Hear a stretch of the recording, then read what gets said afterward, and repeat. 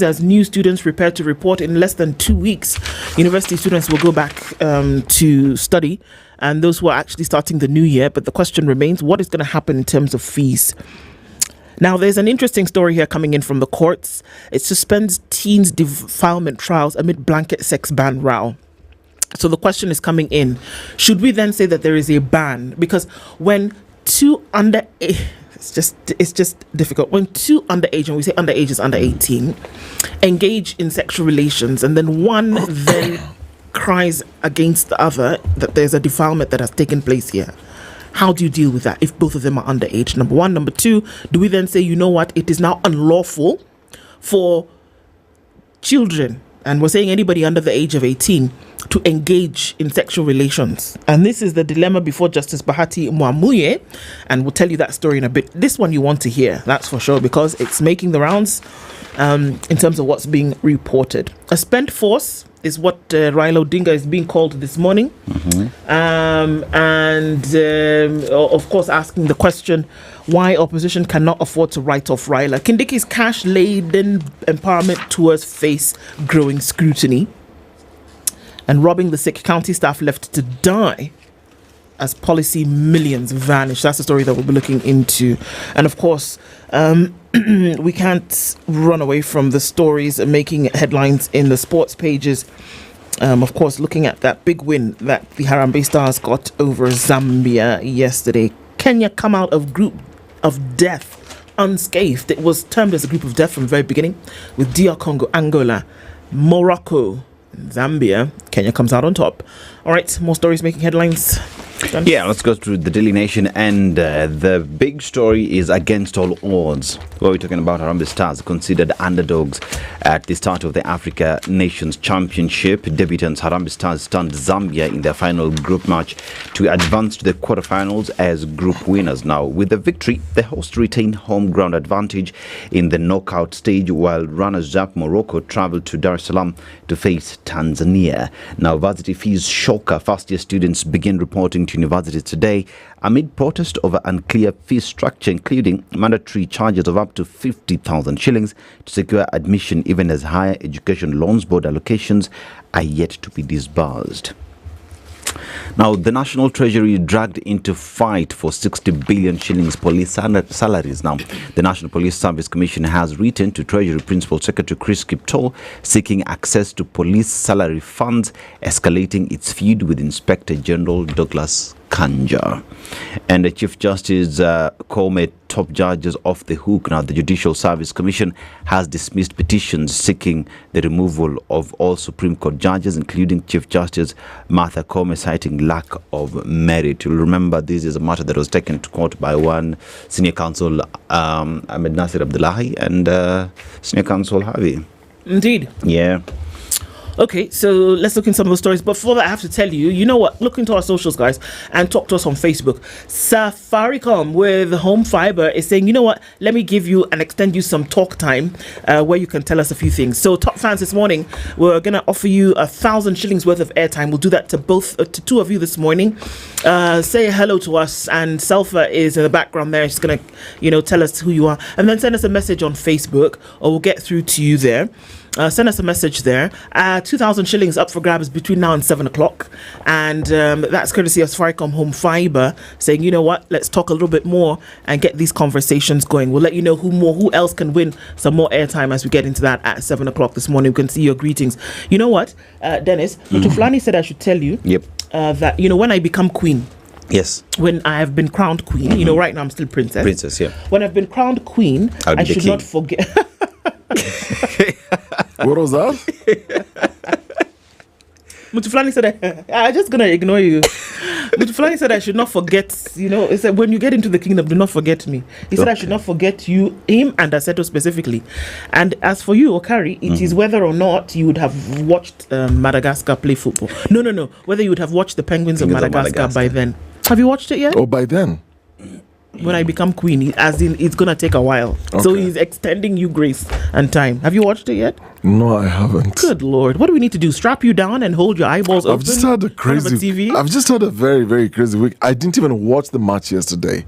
That's how bad it is. I think the only thing we need to do is go for a movie date and make sure We're doing it. I mean, that's the only way to Where do have people you go watch for it. movies in this city? Could come to Their mine. joints, huh? Could come to mine. Oh yeah, maybe. Yeah. Yeah, See, there's another plan. yeah.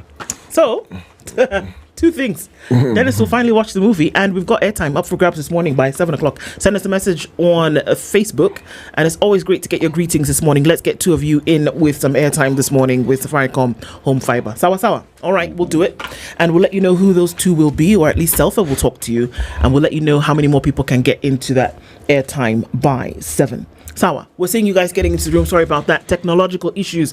Saw the stream drop, but let's fill the room, guys. Pack it up because we have some interesting and necessary conversations to have. Let me tell you about this story. Story. This is when you say story. Hello? Story. Thanks. Okay. Just making sure that the rapture had not happened and had been left behind. All right. Robbing the sick. County staff left to die as policy millions vanish. Hang on. Repeat that again. Robbing the sick. County staff left to die as policy millions vanish. Abdullahi, which is a name, of course, that has been given for the purposes of anonymity in this story, lies in a hospital bed in Isiolo County, reliant on an oxygen machine that costs 700 shillings an hour. It's been 5 days and counting, battling breathing complications while bills mount. Alarmingly, he needs specialized care to survive. The 45-year-old works for Isiolo County government and holds a valid medical insurance card, at least on paper. Yet, when he needs it most, it is worthless. Both public and private hospitals have refused to accept it. And as his condition deteriorates, his family is forced to pay in cash, which is what we know. Like I told you, this weekend I heard 2 stories alone of folks who said they've been to hospital and they said, you know what private insurance can we get? Because we need to now at least see if that can help us, because SHA doesn't. And we're all paid up, but they're not accepting our card. It's not a story, it's reality. Yeah. Right? They say the card is worthless. They refuse to take it and have asked his family to pay in cash. According to a relative that told the Standard, we are worried his condition is not improving and the bills are crushing us. Abdullahi holds private insurance provided by the county and is also enrolled in the Social Health Insurance Fund, SHIF, which deducts a significant amount monthly. At his critical moment, one would hope this would be his lifeline, but it has failed him. Fearing reprisals, he said that his identity remains concealed, yet his plight exposes what may be one of the greatest medical insurance scandals in Kenyan history, affecting county staff across the country. Stay with me.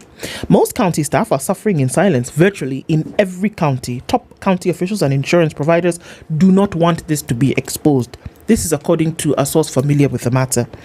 Even SHIF, the cornerstone of universal healthcare meant to replace now defunct NHIF, now seems fraught with confusion, delays, and coverage gaps.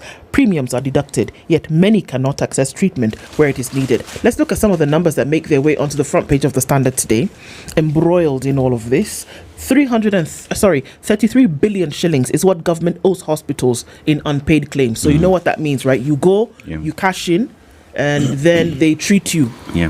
Government is supposed to now pay them for that service. That hasn't happened to the tune of 33 billion. 32 billion is an additional arrears that is owed under the social health insurance. Remember, we have 3 tiers, all right?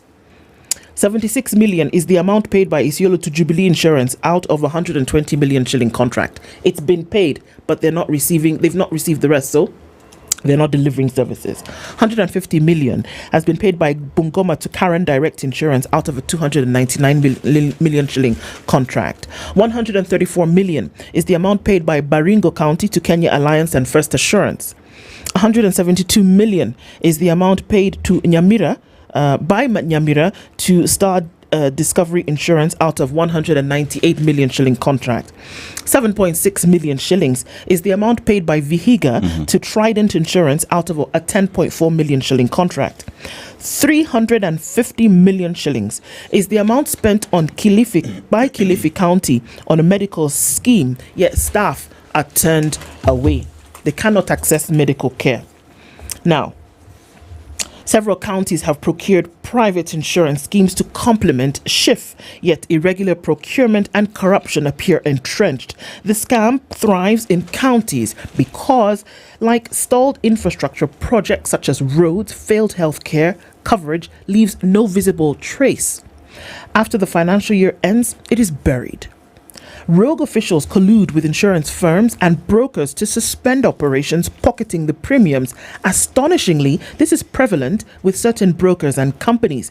At the scandal's core are senior county officials, unethical insurance providers, crooked brokers, and in some cases, private hospitals, all conspiring in a conspiracy that drains medical cover, leaving patients abandoned. Compelling records from the Office of the Controller of Budget reveal a grave betrayal of public trust. In many counties, insurance premiums have been paid in full, yet thousands of county staff remain unable to access health care. The Kenya Healthcare Federation, which represents private healthcare providers, has warned that all civil servants, including county staff seeking care in private hospitals, are being forced to pay out of pocket. The federation has pointed to the Social Health Authority's failure to process claims amounting to millions of shillings over the past 9 months. In a letter seen by The Standard and addressed to SHA CEO Dr. Mercy Mwangangi, the federation chairman Dr. Kanyanje Gakombe said hospitals are financially strained. We cannot continue to offer this care when the money that we are owed is not coming.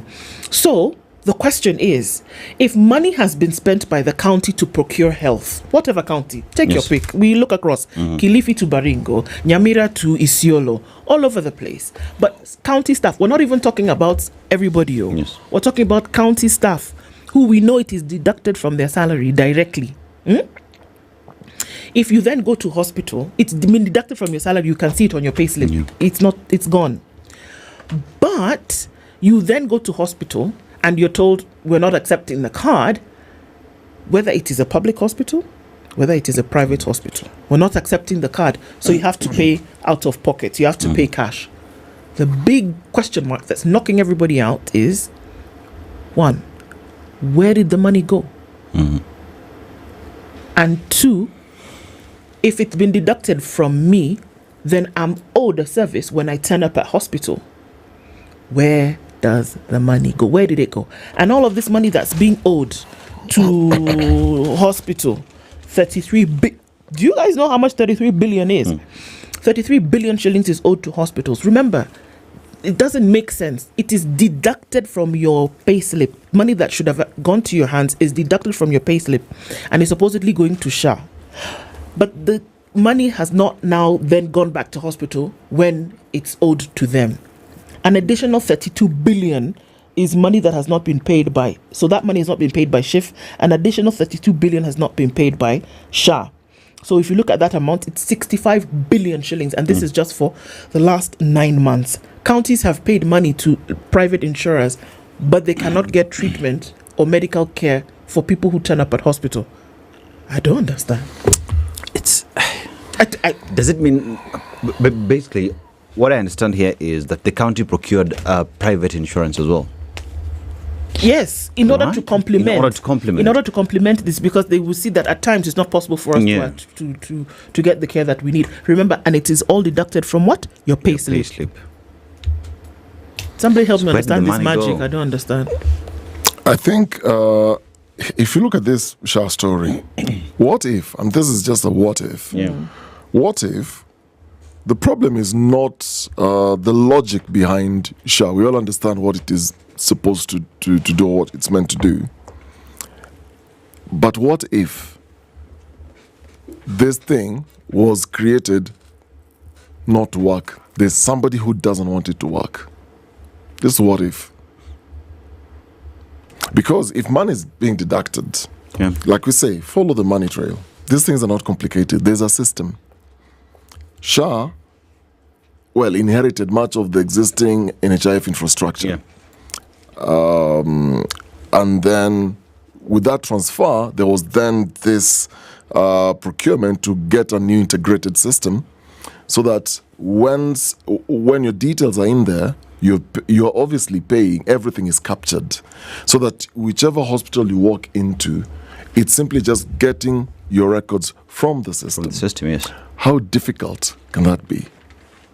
Now, without even going through what it was valued and how the system has, like what the CS Dwale has been saying and other people have been saying, system challenges and all that. And I think I remember Moses Kuri at some point defending Shan, saying, "Wait, guys, give it some time.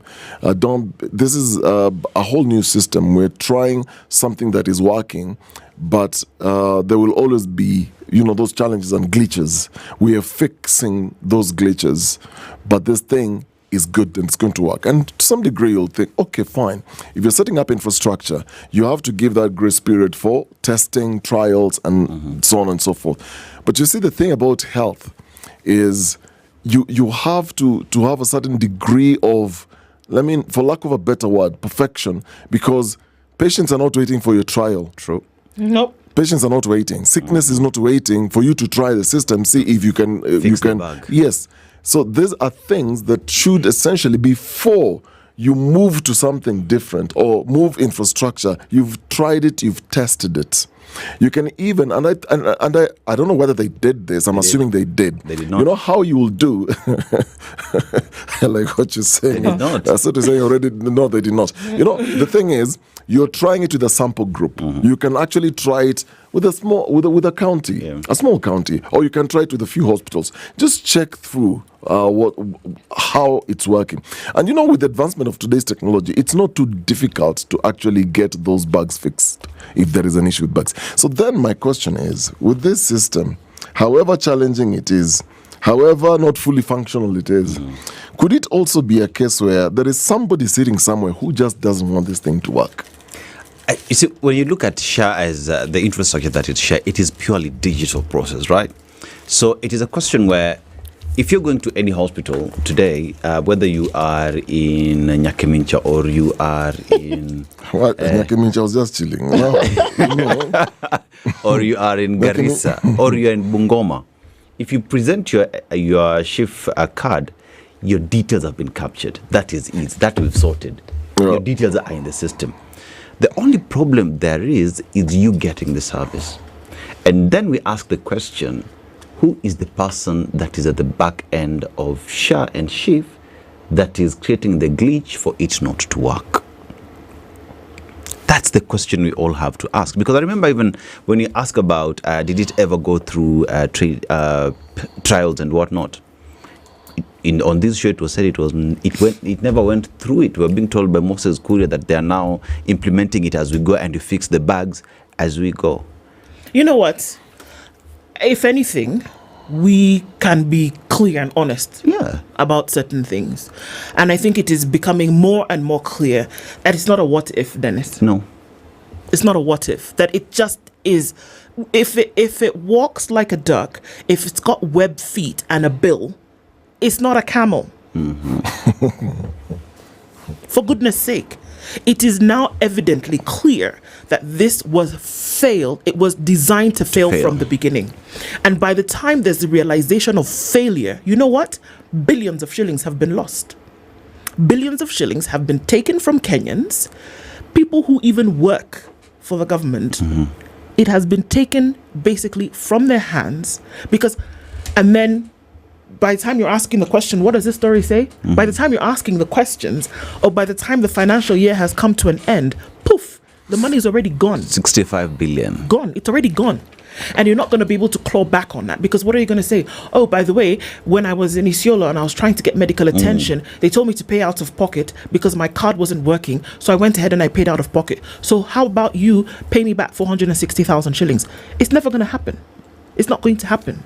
And we're going to ask questions, and the people will come before Parliament, and then they'll go before Senate, and then there'll be the PIC and the PAC, and everybody will talk, and the money will be gone. Gone. Like morning mist at noon. It's a heist, I'm telling you, from every corner. Look at it. Because we've been told on every turn that this thing is working, right? Yep. I think there was even a slogan, SHA is working. Everybody opened their mouth. And the next thing that would come out of them, tumbling out of their mouth with such rapid speed and alacrity, SHA is working. But is it working? And have people paid? I don't even think we need to romanticize it. It's just very clear. People paid money, the thing doesn't work. It doesn't work. Every time you hear the SHA is working, and there is a place to celebrate certain things, especially success stories. And given that, there are some people honestly who've actually used SHA and it has worked for them, and that's good. But the problem that I have is how loud then we get when it is Aseto's used SHA and it's working. Then the two of us, and myself, we've tried using SHA and it's not working. It's okay to celebrate, okay, for Aseto to work. Then the question is, so why did yours then work? And it's confusing for a lot of people because there are people who will tell you today that me, I've used SHA and it has worked for me. Yeah. It cleared a certain bill here, it cleared a certain bill there. There's from the same group, you will find that somebody else will say, me, I tried and it didn't work. So it's not even a question of it worked for you because you know someone. No. And it's not because the system just decided. It's like gambling. So the system will decide, okay, who is the person who's going to profit from this? Who is that's not how the system is set, that it will deny 8 people and give 2 people. That's not the thing. Let's look at just, if we are to understand the full processing of this, from when money is being deducted, getting into, that money goes somewhere. That deduction is going somewhere. Yes. That money is not hanging in some cloud somewhere. No, that money is going into an account. So by the time you're going to hospital and you're trying to get your SHA to work, there is what we then call the claims processing. And every hospital has a system that actually does that. So when you're trying then to claim, when money was already deducted in the first place, meaning the problem is not at Yakuna Pesa, there is money, okay? The problem is, by the time you are having these growing difficulties in getting this system to fully work, reimbursement mechanisms, how you're going to manage the claims, whatever, and make sure everything is operating smoothly.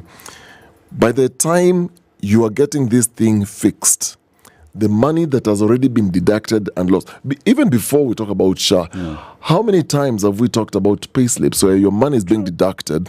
It doesn't end into an account. By the time you realize, hata malipo ya uzeeni, you've been deducted all your life, you've worked. Then by the time you're going to claim, you realize whatever they're telling you was deposited. It's not making sense. It's not making sense. So where is that money?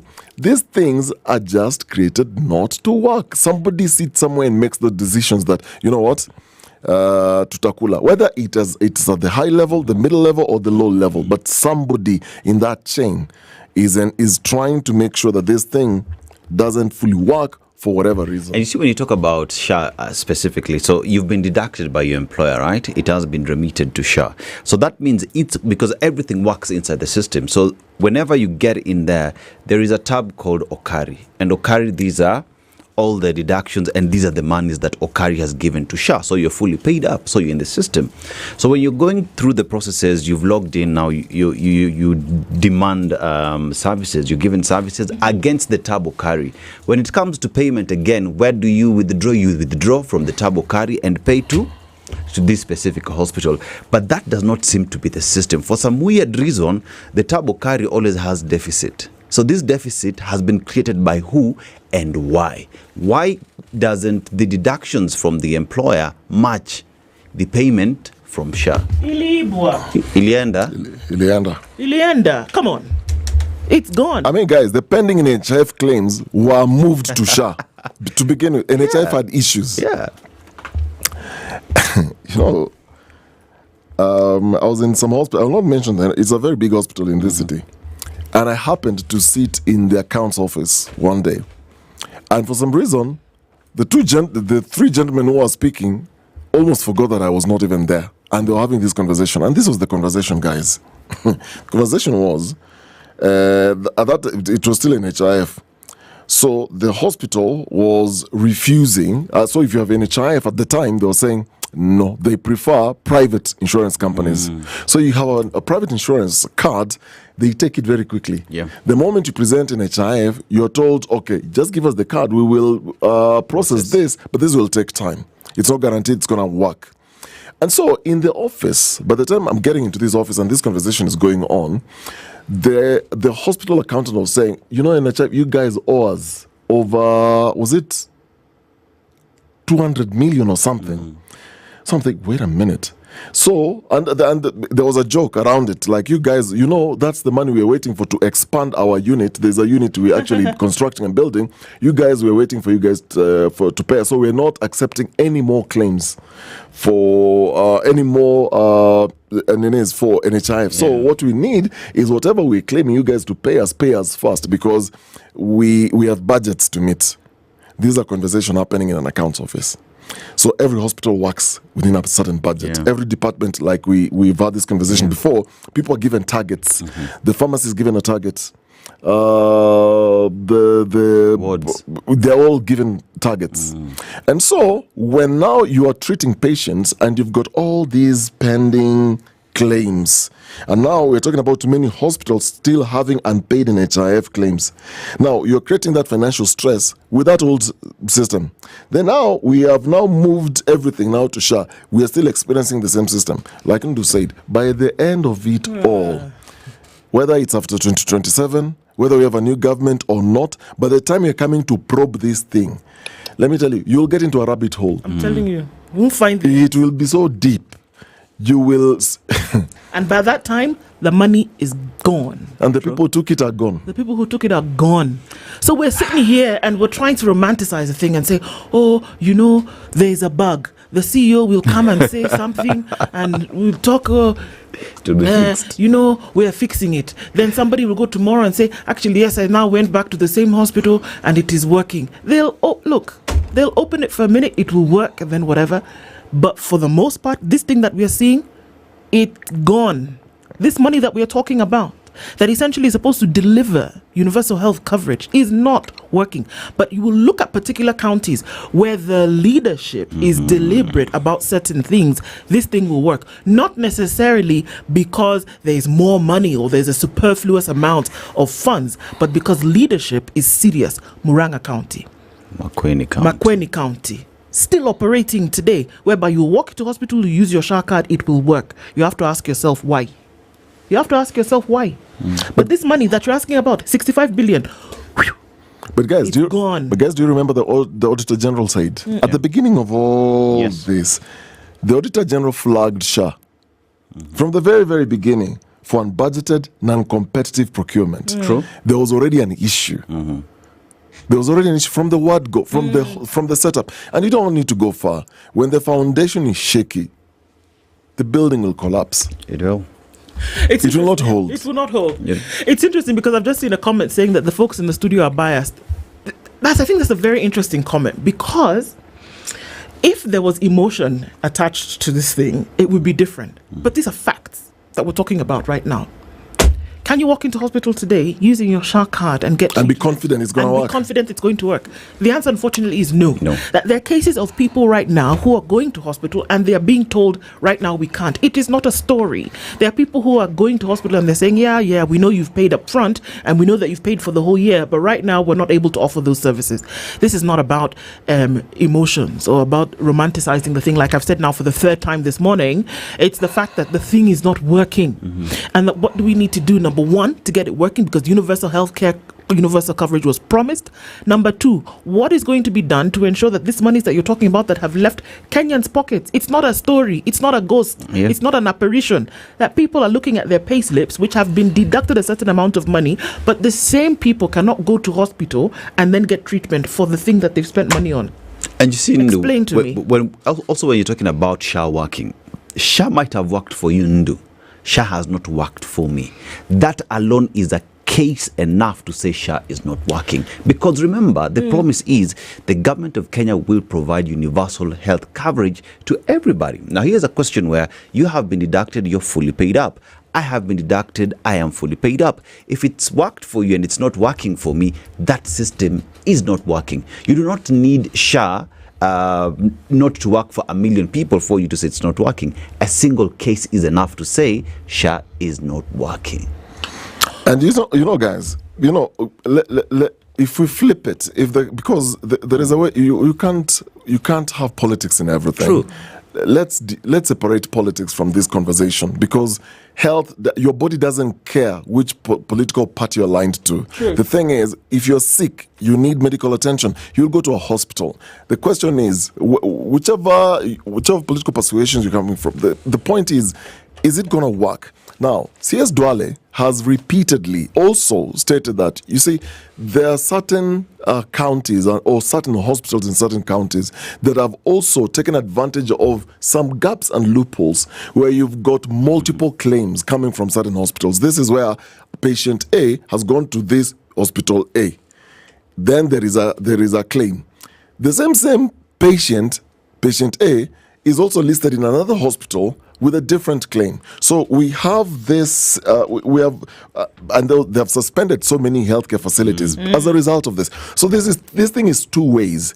It's not saying that fine on the side where the people who now are managing the system from this other side are the ones at fault. We also have a problem from the other side where now the service providers, there's collusion where you find individual practitioners then are involved in placing multiple claims, and therefore they are demanding these monies. And so once you clean up the system, we can talk about systemic corruption that can go two ways. So you've got from the hospital side or some healthcare facilities that are actually then taking advantage of this system. And you've got also people working from this other end who know that these are the gaps, but how then do you bridge these two? Because at the end of the day, there is somebody sick who needs medical attention. That's it. To watch a siasa. Kabisa and feelings. Come on. That's it. Clear. Some things, it should happen like 1 + 1 = 2. Not and 11. That's it. Not 11, Tafadhali, not in this case. Looking into some conversations. So we're going to look at an Africa and global-wide conversation coming in after 7 o'clock. And that's the time it is this morning. Good morning at 7.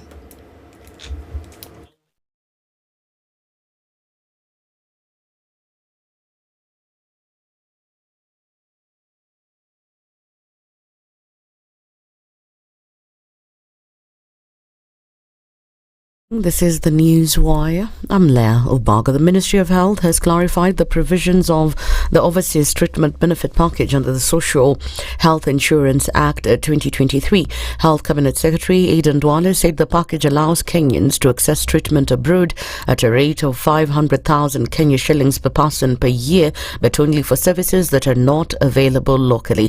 The new system will connect all stakeholders, including members, referring specialists, local hospitals, the Kenya Medical Practitioners and Dentists Council, the Ministry of Health, overseas facilities.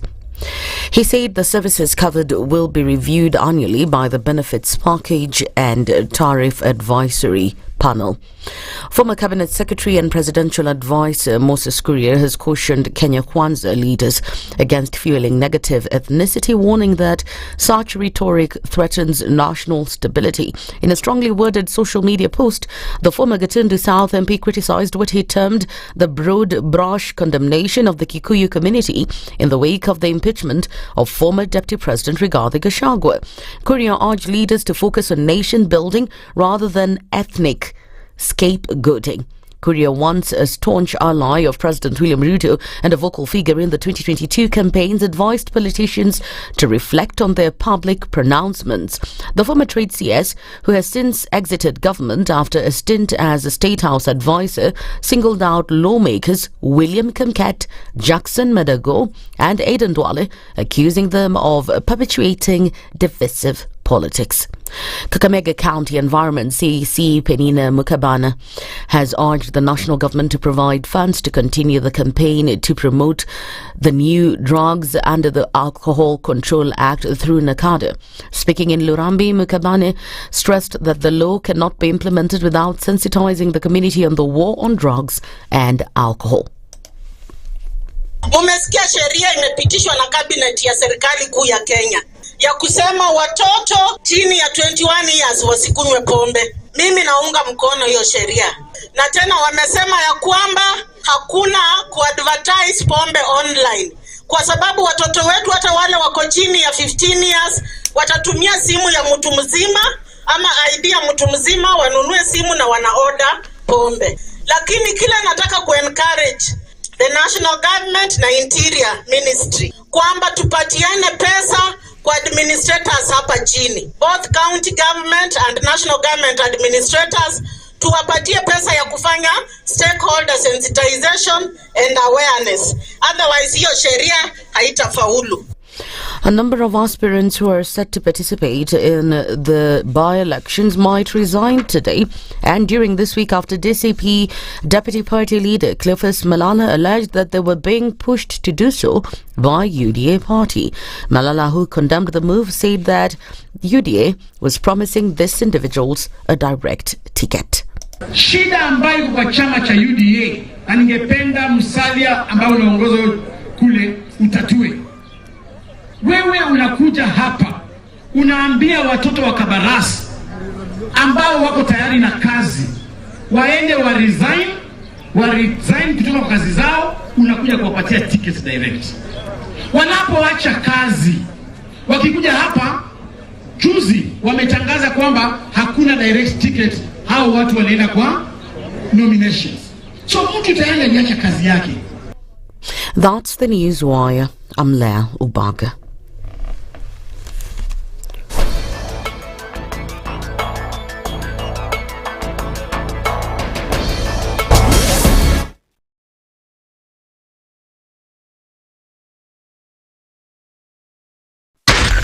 SpiceFM, Nakuru.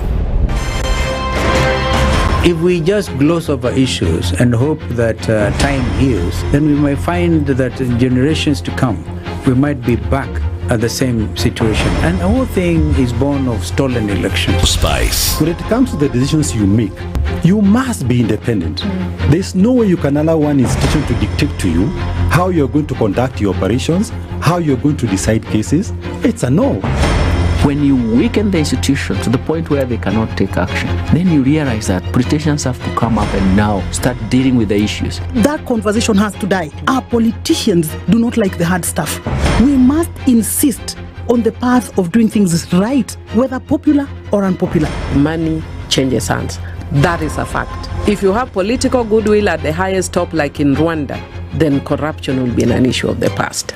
If you don't have political goodwill at the top, we will pass laws, we will amend laws, we will continue passing laws and re-amending laws, and nothing will happen. This is the Situation Room, the only way to start your day.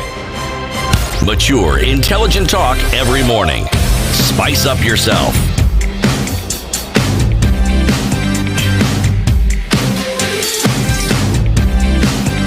Mornings done right. 94.4 Spice FM, Nairobi. Getting into the morning and saying good morning, Karibu Sana, as we get into a conversation this hour. We'll continue at 7 minutes after 7 o'clock. This is the Situation Room. It's Kenya's biggest conversation on this 18th day of August. Ndu, Dennis, and Dennis with you today as we get into it. We started the last hour and I said, you know what? We're going to give two people 1,000 shillings each in Safaricom airtime. Give us a good morning and why you listen into the show every day. And 1,000 shillings extended to you courtesy of Safaricom Home Fiber.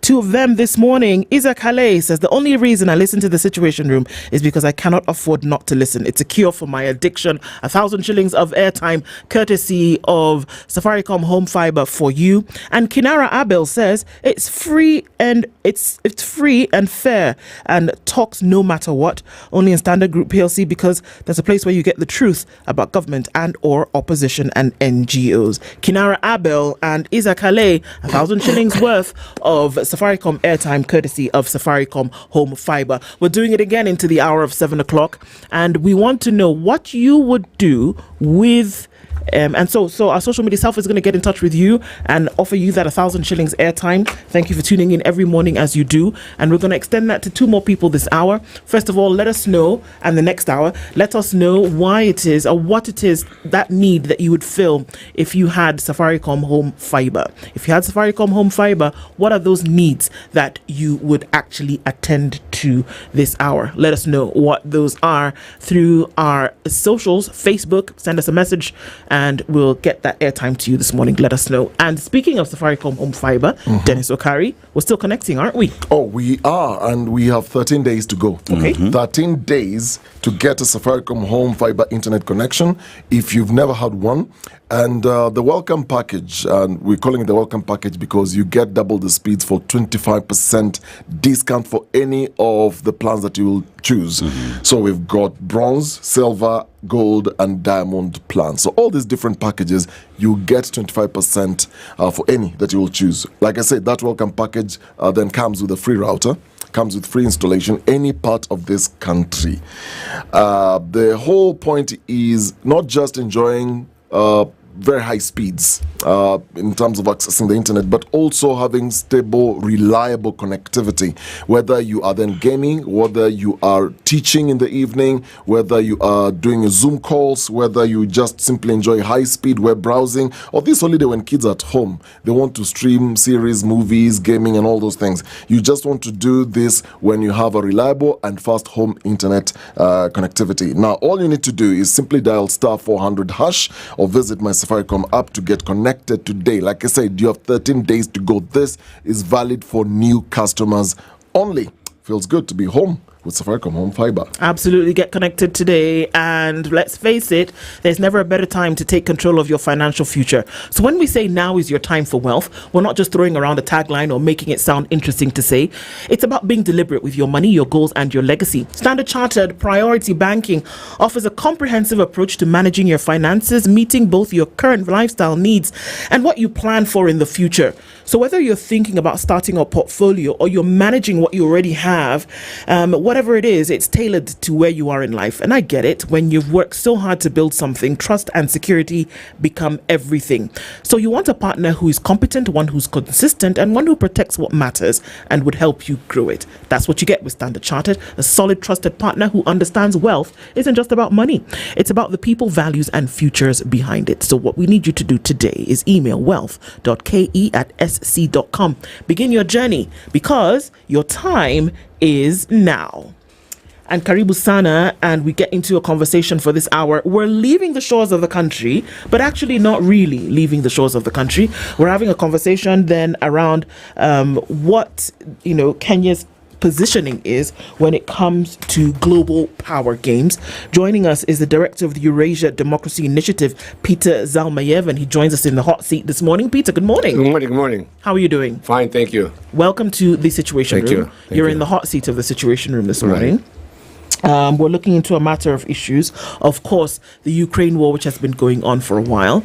We're going to then talk into issues of power plays that NATO plays, and of course, Africa's strategic dilemma, if there is one. We're looking into that this morning. As we normally do, we're going to welcome you to today's show with a proverb from one African country. We'd love to hear your interpretation of it. Dennis will tell us where we are, and then we'd love to hear from you. Yeah, so today we are in Zambia, and a beautiful country comes from the southern part of the continent, and it is a country whose economy is majorly pushed by mining, especially when you talk about cobalt and copper. Agriculture, tourism, and energy are also part of the economic ventures that is pushing Zambia moving forward, and as well as it is a landlocked country, so they depend on other countries that have ports to be able to get goods that they import. But let's go straight to our proverb today. A head that consults never gets bold. A head that consults never goes bold. How would you interpret that? The consults, I'm sorry, I didn't... A head that consultation, never gets bold. I'm not sure I'm following. Bored or bold? Bold. What does that mean? I'm sorry. No hair. No hair. Look at me. Is there some kind of a set? I'm not sure. It's an expression. I'm not sure what the meaning of this A person who consults pretty much never loses their hair. But I'm just not sure what the question is. It's a proverb. It is a proverb. I'm sorry, I'm lost, folks. In this idiomatic, can you ask me in a different way? I don't know what that means. Okay, so Andrew, it's a proverb that comes from a country, and we would like to hear what you think about the proverb. A head that consults will never go bald. I just don't know what the meaning of this proverb means. I'm sorry. I did travel to Zambia on my trip. This is my 15th country, and Zambia was on my itinerary a few weeks ago, and I actually was able to appeal to the people of Zambia to actually encourage their government to play a more muscular role in the negotiation process between Russia and Ukraine. And that led to a whole orgy of self-flagellation and self-abnegation on the part of Zambians who that was posted on the Zambian Broadcasting Corporation Facebook page and garnered about 8,000 likes and dislikes. And they were like, this guy is a comedian talking about me, because Zambia was at that time going through this political crisis of having to bury a president, that they couldn't bury their president, who had to be buried in Pretoria. And so, but that led to this whole discussion of what Africa's role can and should be regarding the peace in Ukraine. Now, if to backtrack, and if I'm understanding you correctly, when you say consultant, you mean political consultants?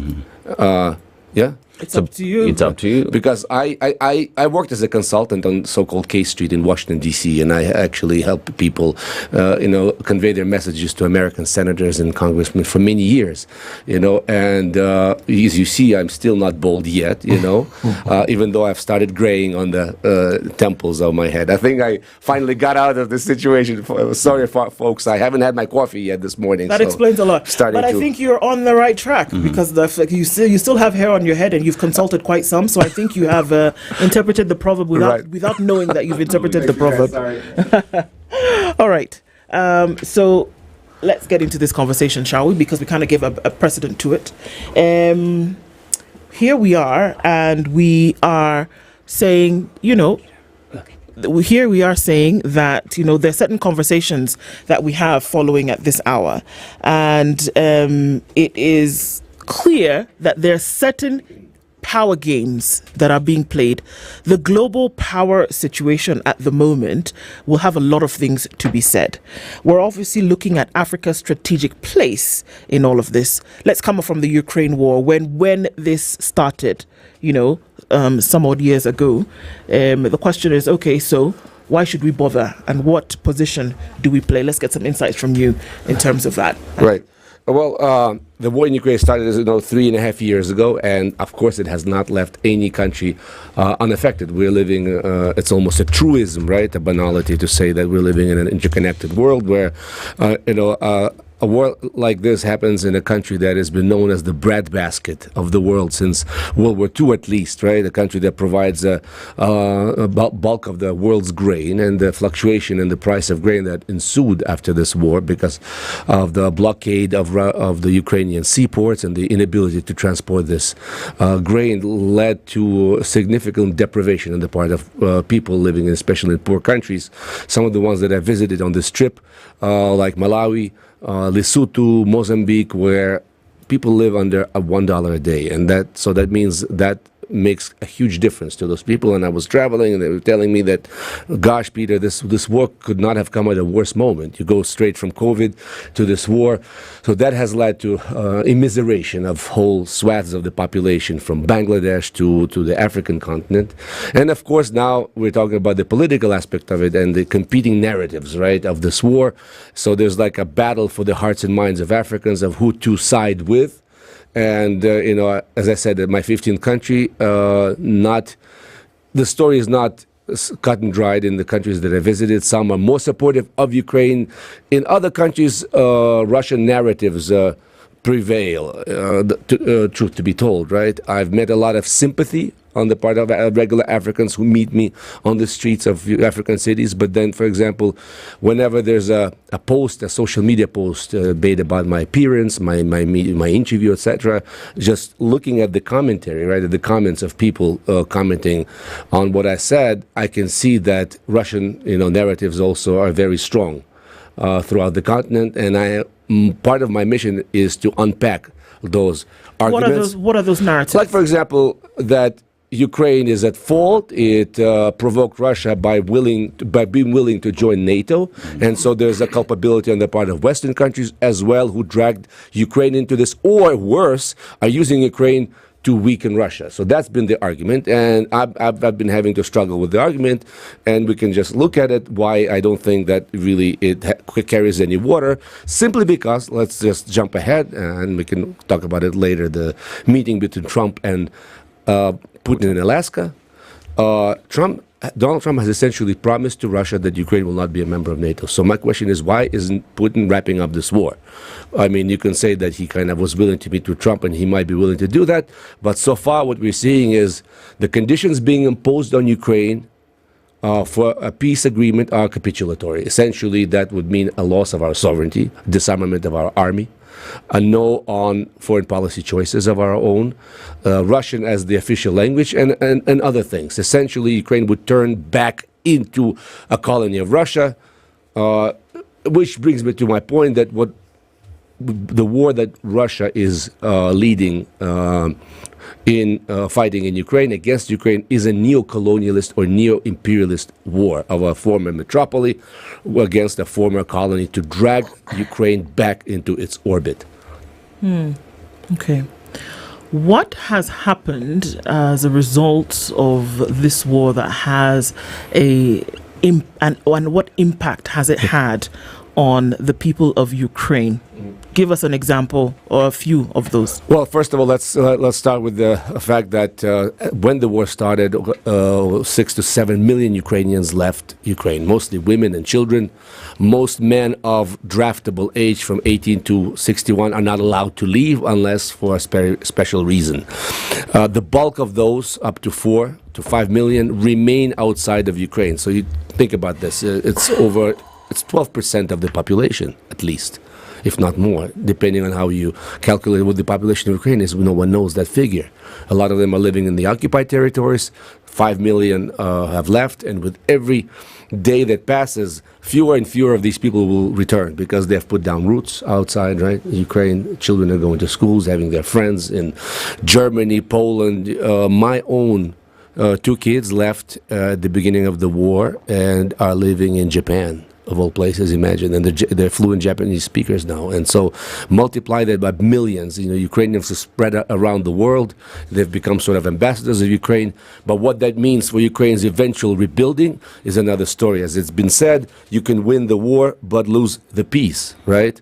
This post-war reconstruction, it's been estimated that it could cost up to $1 trillion. Can you imagine? Most people wouldn't even know how many zeros follow that $1 trillion, $1,000 billion. Who's going to pay for that? All these questions remain unanswered. But before we even get to that, it's still too soon to speak. The war is still very much far from over. The destruction continues. Our cities are under constant bombardments by ballistic missiles and drones.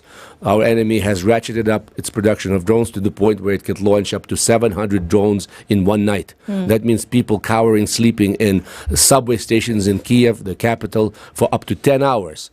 So that's sleep deprivation, that's once again psychological, psychiatric problems multiplied by millions of people having had to live in this kind of environment for 3.5 years. Constant air raids, constant air sirens, and now there's a greater chance of actually being killed in the city, in a large city such as Kiev, simply because of the number of these attacks.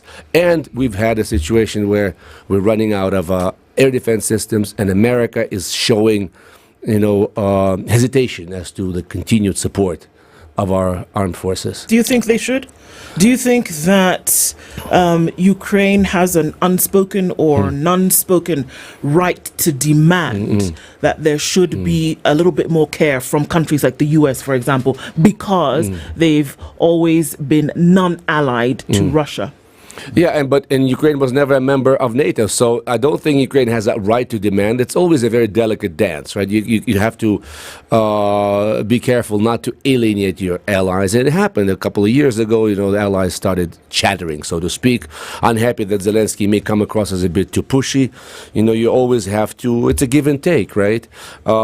Ukraine's argument has been that if you don't support Ukraine, then the door will come to your doorstep. Russia will continue this aggression. Aggression will spill over your borders. And let's say, imagine Ukraine loses, how many more millions of Ukrainian refugees will spill over Europe's borders? So it's in Europe's interest to continue supporting Ukraine. And when I say Europe, actually, you make that distinction, and that's what Donald Trump has done. Even though I'm not a huge fan of his policies, let's put it on the table, he's been right about one thing. He actually, woke up some Europeans to the fact that it's their war, it's being waged on their continent. They have to bear the lion's share of the expense, right, for this war. So now they're working out a formula whereby America will be selling Ukraine weapons using Europe's money. So that's sort of and when you say that, yes, I mean, what's the argument on the fourth year of this war to a European taxpayer to continue carrying this humongous burden? This costs billions of dollars every month, right? There is an elegant solution to that, and it hasn't been worked out yet. There's no political will for it, but there's $300 billion, you may have heard of, Russian sovereign wealth funds frozen since the beginning of the war in European banks. It's $300 billion. That could actually be paying for all these expenses, but the European powers haven't really decided what to do about that. That would create a potentially negative,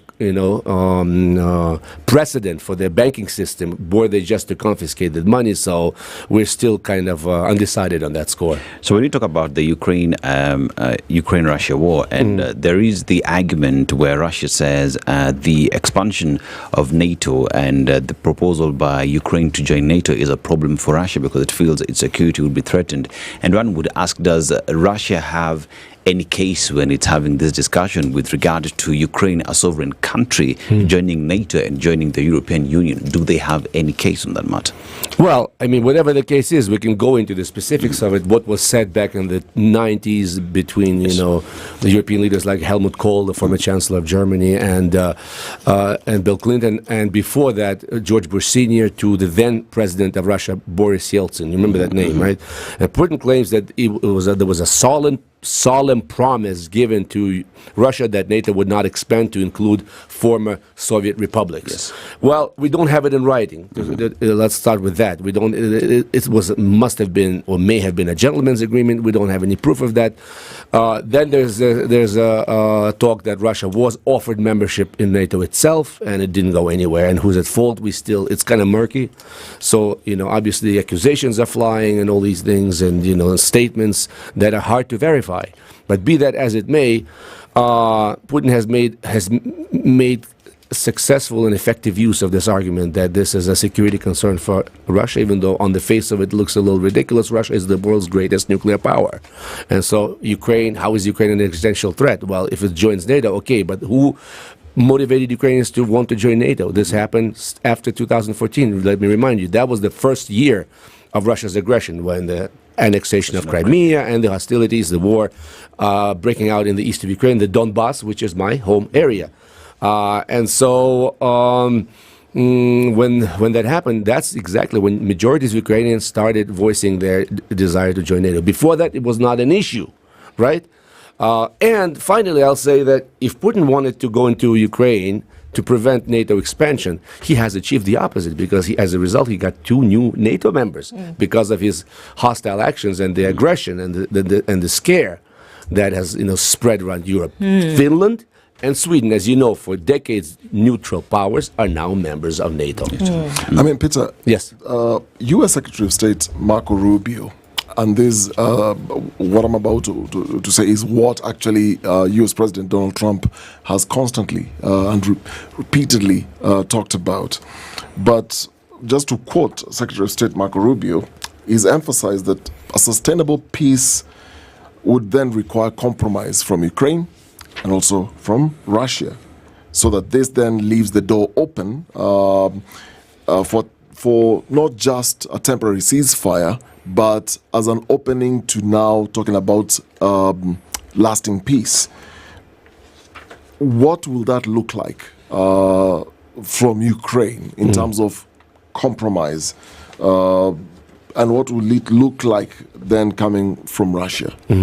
Well, so far, that's the irony of this. And after the summit in Alaska, we still don't see what concessions Putin may have agreed to or not agreed to. We don't have any information on that score, right? They say that the latest we have from Trump's personal envoy, Mr. Witkoff, his real estate buddy, who has nothing to do with diplomacy and does not seem to understand anything about Ukraine. It's just this kind of a slapdash, haphazard diplomacy between Israel and Ukraine, something that would require hundreds of hours and hundreds of professionals, now is being handled by individuals whose experience is in real estate and selling buildings, right, in New York City. Okay. Okay, be that as it may, he's now saying that Russia has conceded that it will not invade all of Ukraine, but just, take some of these territories, okay? And we're talking about the industrial hub of Ukraine, like those towns where I grew up, Slavyansk, Kramatorsk, that remain under Ukraine's control. So the formula we're seeing is that Ukraine will be swapping Ukrainian land for Ukrainian land. Very unfair, right? But more importantly, Russia will then be in possession of commanding heights. When you talk about the terrain, it will be even more advantageous position. Should it decide to say that, well, Ukraine broke the ceasefire or the peace agreement, we continue to attack. We need an extra miles of the zone sanitaire, right, to control of Ukraine's territory. And so Ukraine's fear is that Russia will continue. It's just a matter of time. Russia will continue rolling over more Ukraine's territory. It always breaks these agreements. It will break another one because our analysis remains unaltered. Putin is obsessed with the idea of controlling all of Ukraine.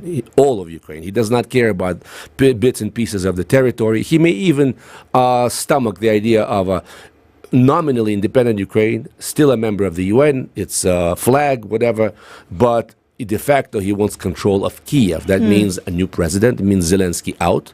He was someone pliable, someone like Lukashenko next door in Belarus, right, who would be subservient to Moscow, and a firm control of its foreign policy choices, Russian as a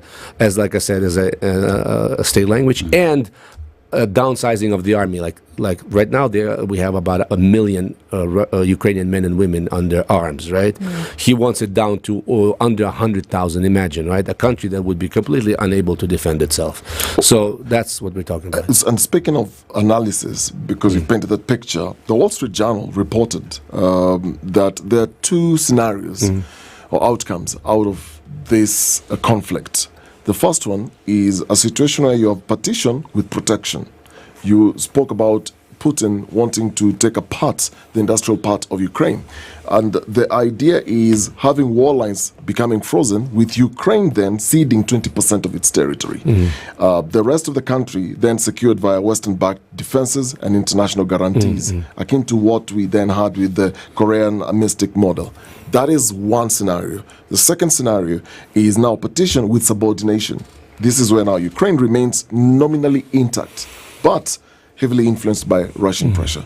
Out of these two, what do you think is the likely outcome? Well, the last one is probably out of the question because Ukraine will not be able to regain under current circumstances all of this territory back because Putin has already proclaimed, right, he's pushed through his parliament, rubber stamp parliament, the idea that these four currently occupied parts of these oblasts, these regions, are already part of Russia proper, under the constitution, and so that would be unconstitutional for them to be returning it to Ukraine. I just don't see how it would work. And the first one you mentioned is the 20% of the territory. That could be something might be considered, subject to some future referendum, because acknowledging de jure Russia's control over these territories sets a very bad precedent for the world, right? It breaks with the international norms and standards. De facto is another thing. It may be considered, I don't want to speculate on that because it's also against Ukrainian law to be considering giving up Ukrainian land. But when you said 20%, that's precisely what I was referring to before.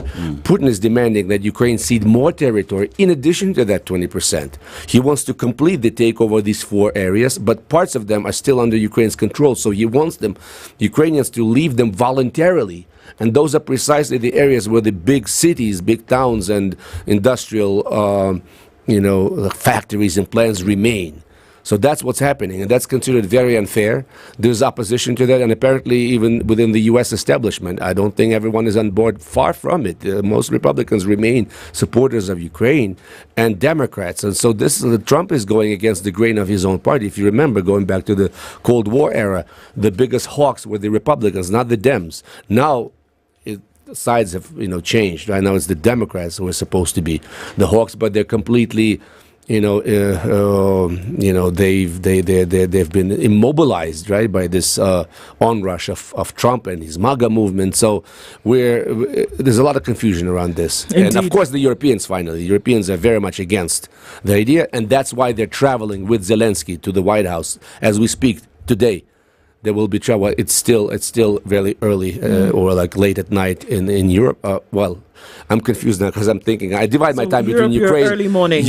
And but in Washington precisely. Washington is still not morning; it's still night. But they will be traveling. Zelensky will be meeting with Trump, and apparently afterwards they will convene in one meeting with Zelensky together with the leaders of France, Germany, and UK.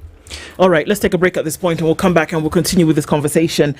Peter Zalmayev is the director of the Eurasia Democracy Initiative. We're having a conversation and going geopolitical this morning. Global power games, what's being played? We're going to come back from this break and look into why then it matters to Africa and look at more of that as we come back from this. It's the Situation Room, Kenya's biggest conversation this Monday morning, where I need to remind you that wealth protection and portfolio management is important because it keeps a lot of people up at night.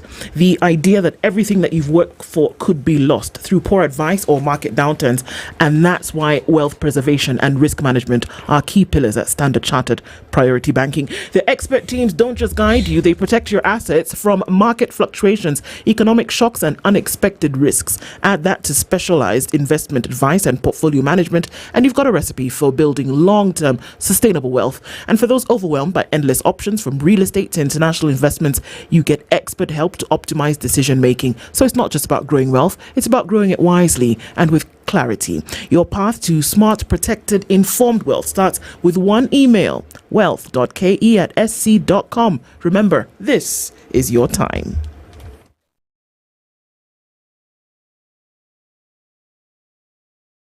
This is the Situation Room, the only way to start your day.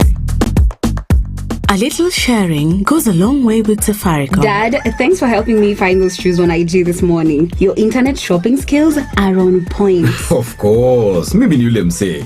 And thanks for sending me that TikTok dance. Atim Nasemaga, it slapped me. Aki, Dad, no one says that. Mom, thanks for the call before the quiz. Who knew you'd be so good at remembering those dates? Well, I do try. And thanks for sharing those hilarious memes on the family WhatsApp group. I needed the laugh. My day was going sideways. And when they come home, the connection gets even better. Guys, the show is starting. Are you guys ready? Just a minute. Let me finish this online course. Almost done with my game, Dad. Just after I beat you. It feels good to share with Safaricom Family Share from Safaricom Home. You can now enjoy a home fiber connection with a voice, data and SMS plan that can be shared with up to 5 members of your family. Experience the convenience of paying for your home internet and mobile plan on one bill. And what's more, you get up to 20% off on your mobile connection with more value for you and your family. Dial *400# or go to My Safaricom app to add Family Share to your Safaricom Home Fiber. Can you grow your wealth anywhere? Anytime, without the right partner? Imagine expanding your portfolio with investment opportunities globally, while protecting your wealth and legacy. Standard Chartered's unique global network and deep local insights give you unparalleled expertise anywhere, right now. Now's your time for wealth. Join Priority Banking today. Mature, intelligent talk every morning. Spice up yourself.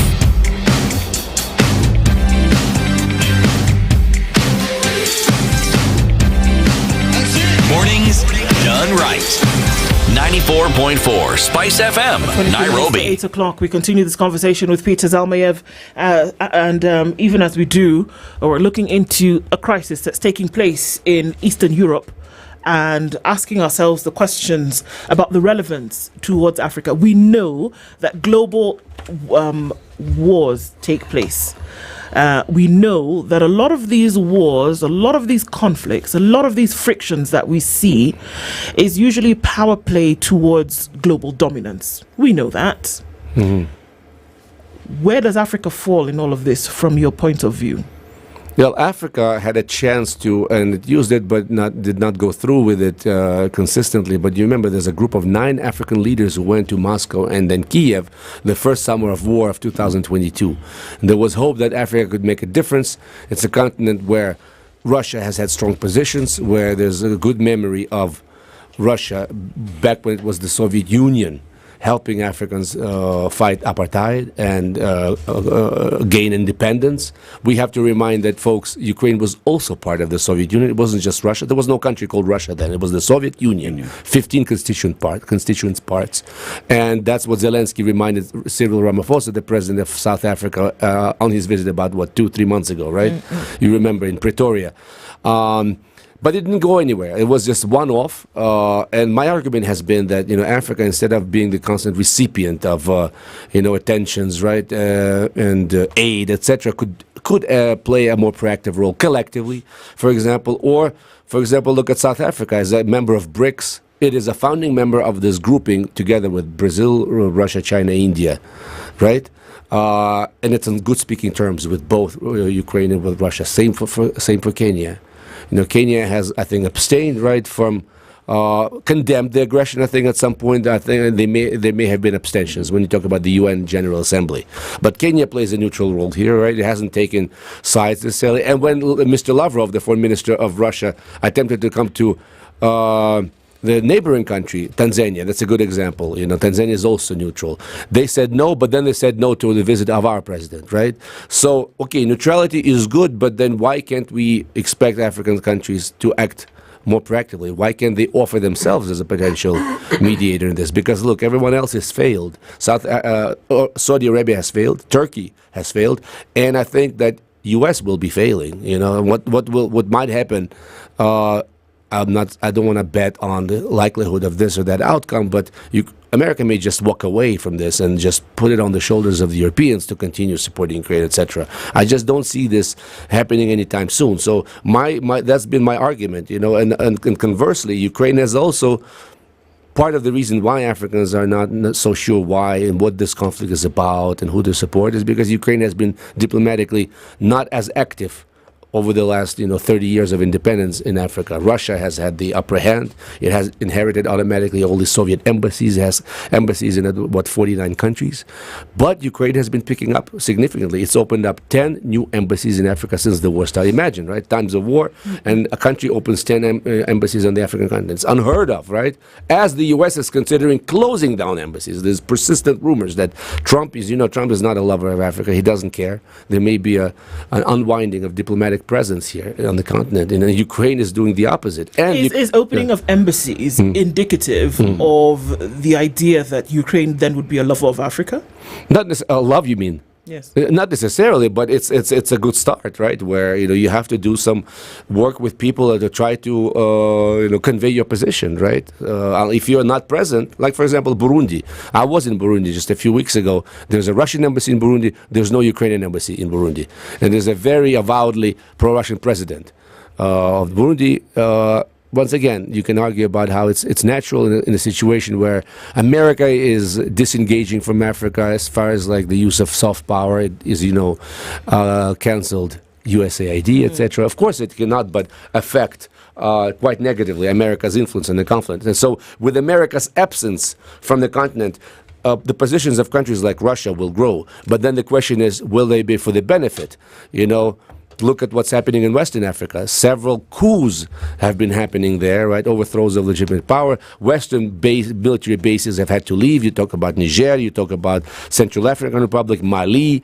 There's a pro-Russian president in Burkina Faso, Traoré, Côte d'Ivoire, etc. So some of these processes are happening, and it's going to be a matter of time to see how it plays out, whether this will play out to these countries' benefit. My position is that it may be just swapping one former colonial master, right, for a neo-colonial master, but we'll just have to see. Well, Peter, yes. you can argue, well, the opening of embassies may signal a start of a relationship and a strategic approach in terms of relations. From Africa, much of it has been to do with, well, beyond just trade, is also an exchange of certain things and all these trade deals. So Africa then finds itself being quoted by the West. We're also being quoted by China, for example, and all these are strategic relationships. Now, the new entrant beyond the US is now Russia, and all these are strategic relationships. Now, how then do you explain a situation where then Ukraine is coming in, it's opening embassies in the continent, and you're looking at what is Russia bringing, what is the US bringing, what is China then bringing, and then now you have this conflict and Africa needs to take a position. How can African states then avoid becoming pawns in a new Cold War? You're absolutely right. Ukraine has instituted this program, Grain from Ukraine. And Kenya, I think, may have been a recipient of free grain from Ukraine for some time. Then also Mozambique, Malawi, and Zambia.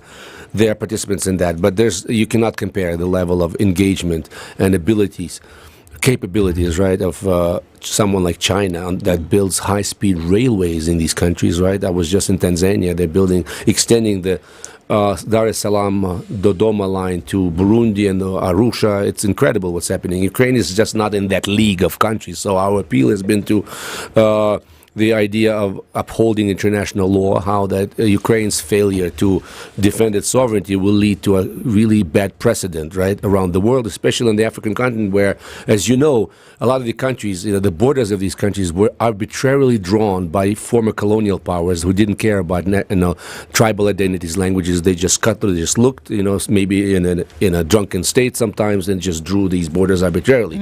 So that's sort of the overarching argument, that we need to protect the sanctity of this law. That means voting your conscience at the level of the United Nations General Assembly. But then who am I to say, or anyone to say, who African countries should or should not be partners with? When I was in Namibia, it had just signed a nuclear power agreement with Russia. And, we just look at it as a sovereign country's sovereign decision.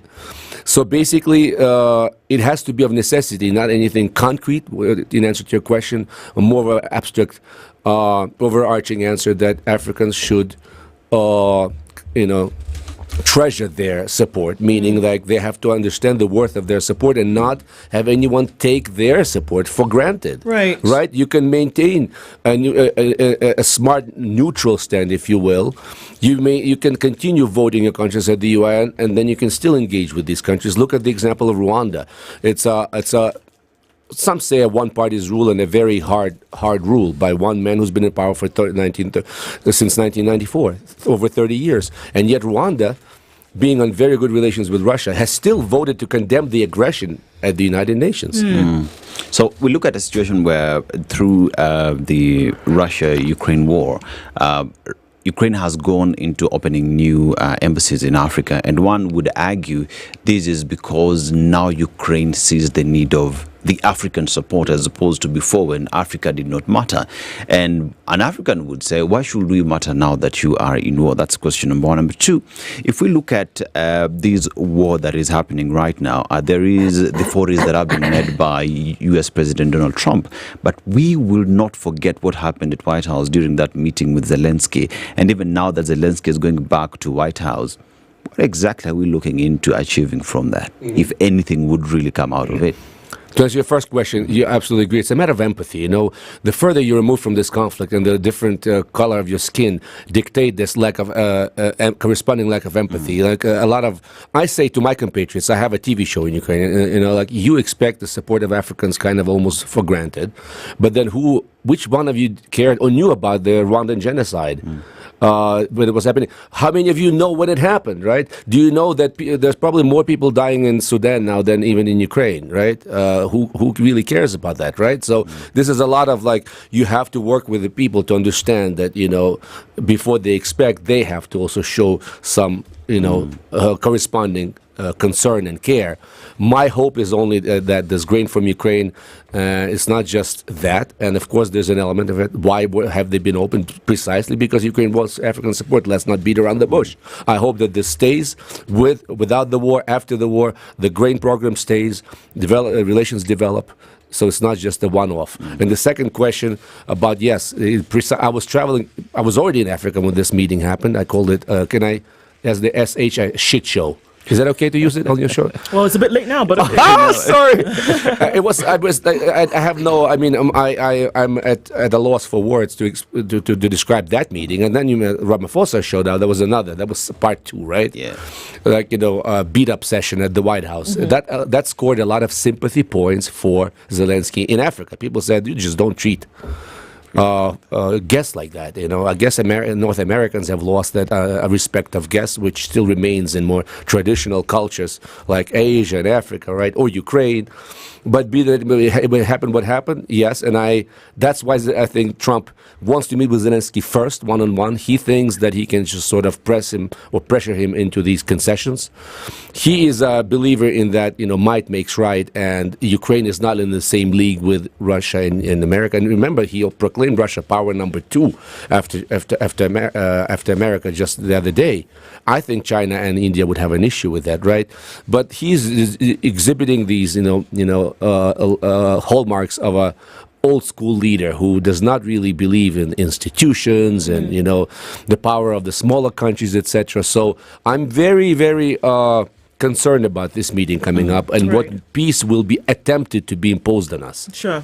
There's a theory in international relations called game theory, which is that when you look at the relations between nations, it is clear that everybody is operating and acting in their own strategic manner. That when you look at the nations that quote unquote rule the world, that you will have certain nations doing certain things within their own interest in a strategic way for a planned outcome.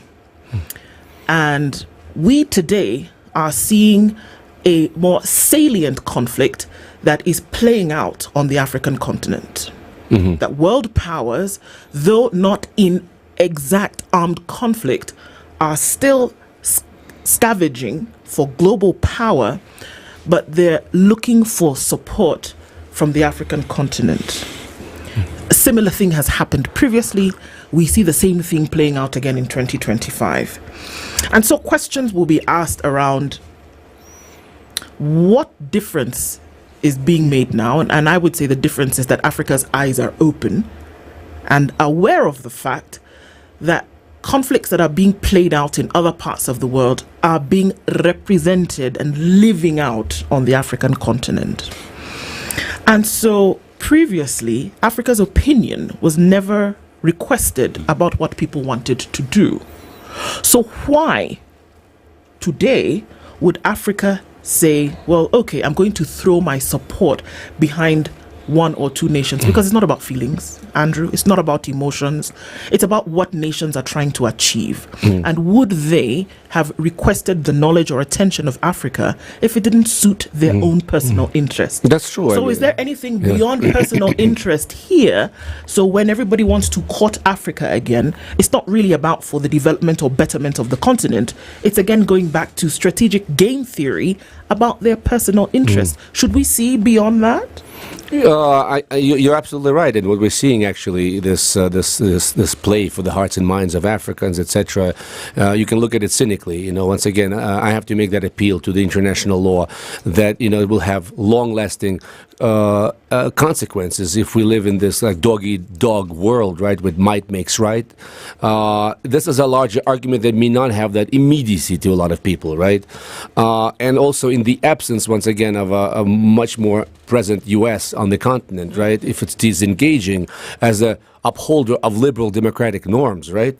Because that's a good question. I don't think is America really the vanguard of democratic not norms anymore. in Africa? Not anymore, and not under this president who has actually said. Remember, I said I don't mind being a dictator for one day. He said, but I think he's showing much more lasting, tendencies to be a dictator. Right? I don't want to be hyping it up, but the discourse in America, about how Donald Trump is waging war on our institutions. So there's, as a Ukrainian American, I'm both. I'm an American as well. I can comment on that. And I met Donald Trump in 2006, riding the elevator with him for a few minutes. So I even have this idea of the man and the measure of the man. The fact that they elected it in 2016, this man, but is one thing. But that they re-elected him after everything we knew about him, that says something about America and where it's going. And the world is kind of adrift. And yes, there will be African countries drifting this way or that way. I just hope that some people are able to see these things for what they are. And in fact, I'm discovering way more sanity right now, politically speaking, on the African continent than I'm seeing either in my part of the world or in America, or in Western democracies. Soon we'll be in a situation where Africa will be, the roles will be reversed, and Africa will be preaching sanity in politics, bipartisanship, all these things. So far Africa has been able to avoid the worst scourges of populism that we've seen in Europe. I know it's a very roundabout way of saying things. Ultimately, you're absolutely right. It's hard to make an argument why it should support this country or that, or should care about this war or not. For me, it's an educational role that I'm playing, just to lay the cards on the table, why some arguments don't hold water, why some do, and let the people decide where their sympathies lie. Does Ukraine have any might? Because we're looking at, again, two sides of a war. It's not a conflict, it's not friction, it's a war that's currently going on.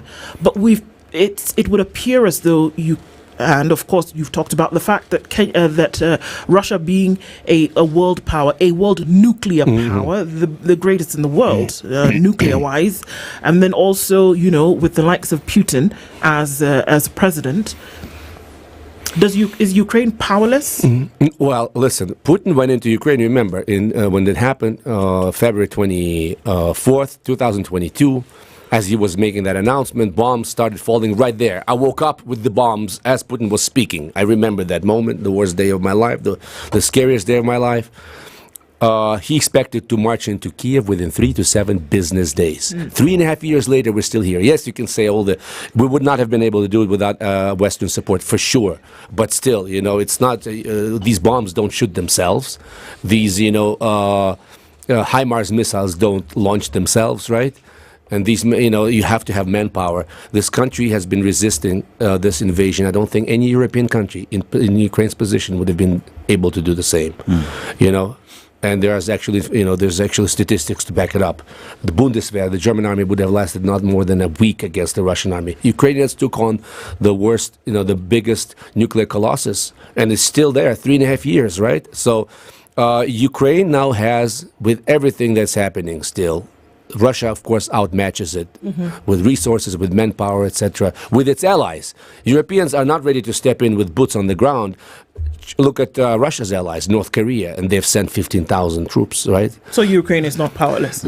But Ukraine has still Europe's largest army. If Russia apart, Ukraine has the best army, the most battle-hardened army of Europe. So the question now is, if Ukraine were to fall, imagine that sort of resource would automatically become Russia's. And Russia would become a predominant power and would then stand to threaten the European continent. So it's for Europeans to decide whether they want Ukraine's army on their side, or whether the Ukrainian army eventually will be recruited, will be either run into exile, some of them will be killed, sent to the Gulag in Siberia, but a lot of the Ukrainians will then be fighting for Russia. That is, and my argument has been, this will be the end, the sort of the siren song of Europe as a continent, as an idea, as a liberal democratic idea. Those stars you see on against the background of deep blue will be no more. It'll just remain on paper. Europe will disappear. The idea of the West will disappear.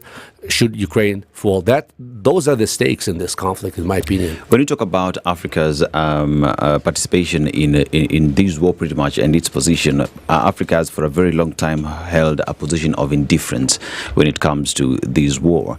And when you talk about that and how Africa is viewed pretty much across the globe, you look at a continent that has no space or even position in the Security Council.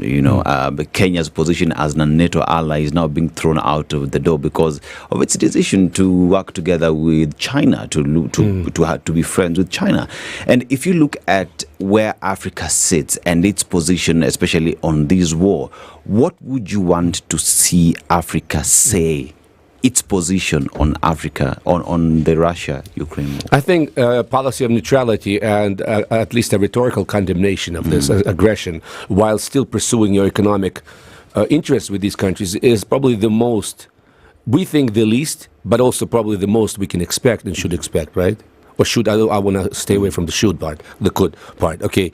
But you are right, you hit the nail on its head when it comes to the international law and the closest we have to the world government, and that's the Security Council of the United Nations, the executive body, right? It remains an anachronism of this post-World War order that the permanent five remain, continue to have this veto power of its decisions, right? And some of them are not very representative of the demography. Look at, Christ, I think Kenya's population is probably soon will overtake Britain. But look at Nigeria. Nigeria is probably the population of Nigeria is more than several of these permanent France and UK combined, right? Why is it not on the table? It's an anachronism, right? So that means the UN is also losing its legitimacy very, very, very quickly, right? So African countries should have a seat at the table. Otherwise, once again, or build their own table, or as it happened to the League of Nations, UN will be obsolete whether through this kind of unrepresentative setup or with I think Donald Trump's eventual decision. I think it's coming to that to stop financing and just to maybe even leave the United Nations. I think we're approaching that moment soon. Okay, what does it look like in the coming days from what you see? I mean, there's a meeting taking place today in a few hours. Are we looking at ceasefire in the horizon? Well, that's precisely the thing. Ukraine expected a ceasefire, but I think that after the talk between Putin and Trump is now talking about a full peace agreement. That's a trap we're working into. That's actually Putin's wish, and that presupposes all these conditions that I just mentioned, kind of capitulatory, right? So, in the absence of a peace agreement, it seems like Putin has been given carte blanche to continue bombing Ukraine, whilst there's some kind of eventual and large peace agreement that we're still far from formulating.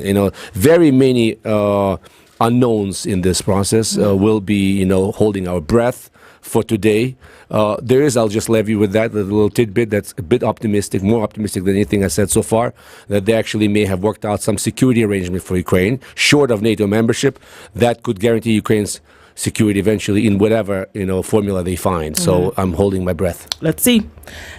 Peter Zalmayev is the director of Eurasia Democracy Initiative, has been our guest this hour, looking into the intrigues of this global wars and Africa's strategic place in all of this between Ukraine and Russia. Thank you so much for being here this morning, Peter. Looking forward to was a pleasure. More conversations. Asante Sana. Good morning at 8 a.m. Spice up your life. And you could.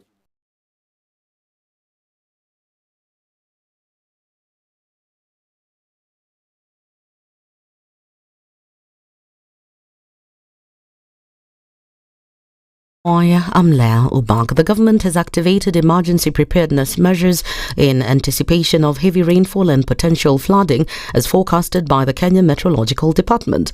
Public Service Cabinet Secretary Geoffrey Ruku has assured the public that the government is fully mobilized to respond swiftly to any emergencies arising from the anticipated downpours. The county commissioners, the deputy county commissioners na viongozi wote wale wako katika maeneo yale ambao tunajua inafurika mara kwa mara katika taifa letu la Kenya, wakuwe macho, ikifanyika wayatoe habari kwa serikali ili the State Department of Special Program tukue tayari.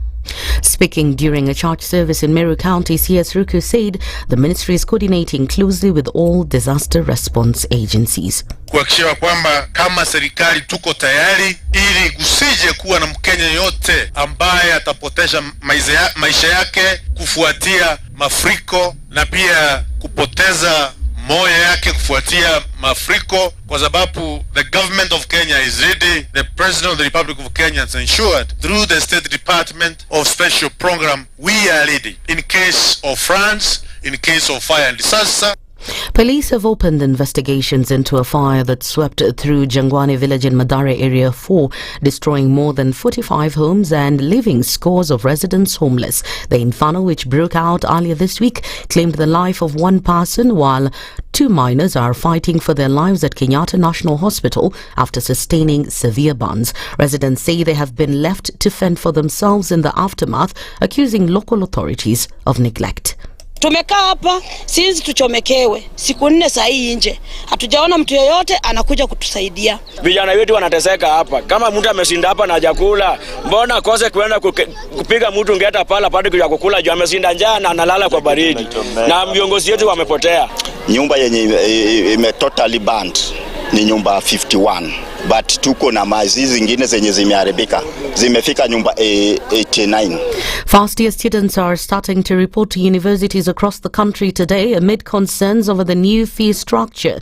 This comes despite the government announcing that it has reduced fees at public universities, where students would have to pay fees from just 5,000 shillings for their accommodation to 75,000 shillings. Instead, some students have complained that fees have been increased significantly, with some universities increasing accommodation fees from 6,000 shillings to 43,000 shillings. It should be noted that students have found themselves in this dilemma despite the government's efforts to reduce fees by 15%. Here's Education CS Julius Ogamba. Were able to come up with a wide variety of variables so that we are able now to determine the income of the parents of the students to be as close as possible to the reality, so that the margin of error is reduced. So with all this mitigation and interventions, we believe and we are sure that going forward, that sector where there were a bit of issues relating to maybe banding is now going to be resolved, and we're going to ensure, as I keep saying, that no student is going to be left behind. The High Court in Nairobi has suspended 2 defilement trials involving teenagers, calling for the case files from the Magistrates' Court amid a legal battle over whether there should be a blanket ban on sexual relations between adolescents. Justice Bahati Mwamuye, in his ruling, said the case before him raised crucial questions about whether teenagers engaged in consensual sex should face the wrath of the law for defilement just as adults. Just a reminder that Standard Group PLC holds the exclusive radio broadcast rights for the English Premier League in Kenya.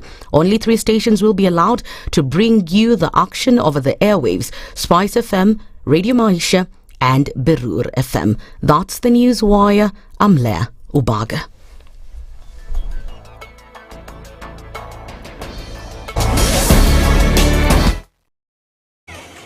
He's given us his thing. 102.5 Spice FM, Kisumu. One of the things that are ailing our country is negative ethnicity. You find you as a state officer, instead of thinking as a Kenyan, you think like a tribal person. Let me tell you something. The biggest problem we have had in this country is a leadership deficit. There is nothing that you are going to do in the process of change if you are not a risk taker. So you really have to pursue your vision to a logical conclusion and even be ready to step on people's toes. When it comes to the economy, you can run away with it.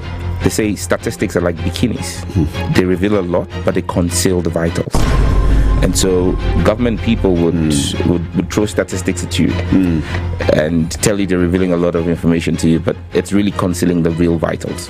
We need to get out of that, because when we want to grow our democracy, one basic thing that really requires to be understood by the political class, by all of us, is institutions are critical. This is the Situation Room, the only way to start your day.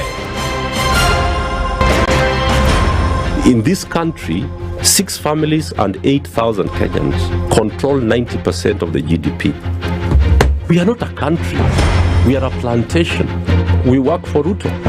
When you're telling the judges court orders are papers or they will not obey court orders, they're sitting and you're seeking orders from them. So how are they supposed to interpret it? Isn't it an oxymoron? When you see a judiciary that seems to be under some control somewhere, you start questioning. We have very powerful governors, but they don't use their offices to serve the people. If you are not shameful to do what you are doing, why should we protect you? I'm human. Everybody's human. So when you're told, kuja tuongee, I mean, you'd be a fool to say, staki kuongea today. Conversations have to be had, you know? People in leadership should only go into leadership if they are ready and willing to change the lot of the people. The Situation Room, Kenya's biggest conversation. Mature, intelligent talk every morning. Spice up yourself.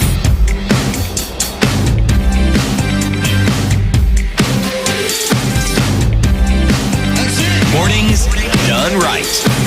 94.4 Spice FM, Nairobi. Coming in at 7 minutes after 8 o'clock, this is the Situation Room, and it is the 18th of August, getting into things this morning, and we had said, well, we're going to do what?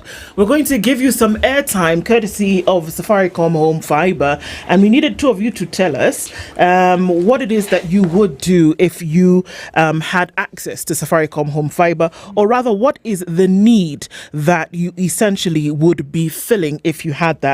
Well, Selfa has decided that the two folks who sent in that information, and we'll let you know who that is. Alex Luyo Arara says Safaricom Home Fiber will enable me to connect high-speed internet access at cheap packages. Nikiwa at home kwangu na kustream smooth watching live games, download videos, movies, latest music and gaming. So 1,000 shillings of airtime for you, Alex. And also Beatrice Yuka says, well, hello Spice FM. Safaricom Home Fiber will deliver me fast reliability, high-speed internet access, enabling both streaming, browsing, downloads and online games at my home. Thanks, Safaricom Home Fiber.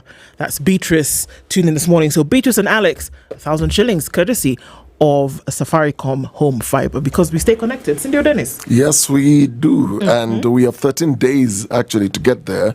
So this month of August, besides July, deciding to get into August and doing that partnership thing, and then it's raining, for many who are still at home, or for those who enjoy good internet speeds at your workplace, switch to Safaricom Home Fiber and enjoy lightning fast internet at unbeatable value. What's the value? You get up to double the speeds with 25% discount on the bronze, silver, gold and diamond plans. The welcome package also gives you a free router and at zero installation fee. And so this is everything you need to get started, hassle free. Now stay connected with reliable fast home internet, perfect for gaming, streaming movies, music, working from home or simply browsing at high speed. All you need to do is simply dial *400# or open my Safaricom app today and get connected. This offer is actually valid for new customers only, started from 1st of August to 31st of August. So you have 13 days to go. Feels good to be home with Safaricom Home Fiber. Indeed, it does. And karibu sana. And we get into a conversation this morning. Jimmy Wanjigi is here. How are you? I'm well, thank you. It's good to see you. And the two Dennises. I am surrounded by Dennises. I never thought that I would be able to say that. As fate would have it. So what's all this new positioning? Now it's like... So, things happen on a Monday sometimes. And technology decides to play do a doozy on so it's technology. Yes. So it's technology. I thought you were facing for battle. You're all on one side. Facing you feel on the defense.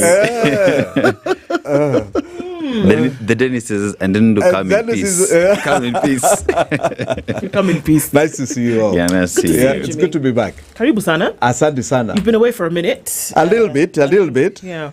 I see you have an interesting heading today. Yeah, let me tell you, things have been happening, Jimmy, and we're trying to tie things together.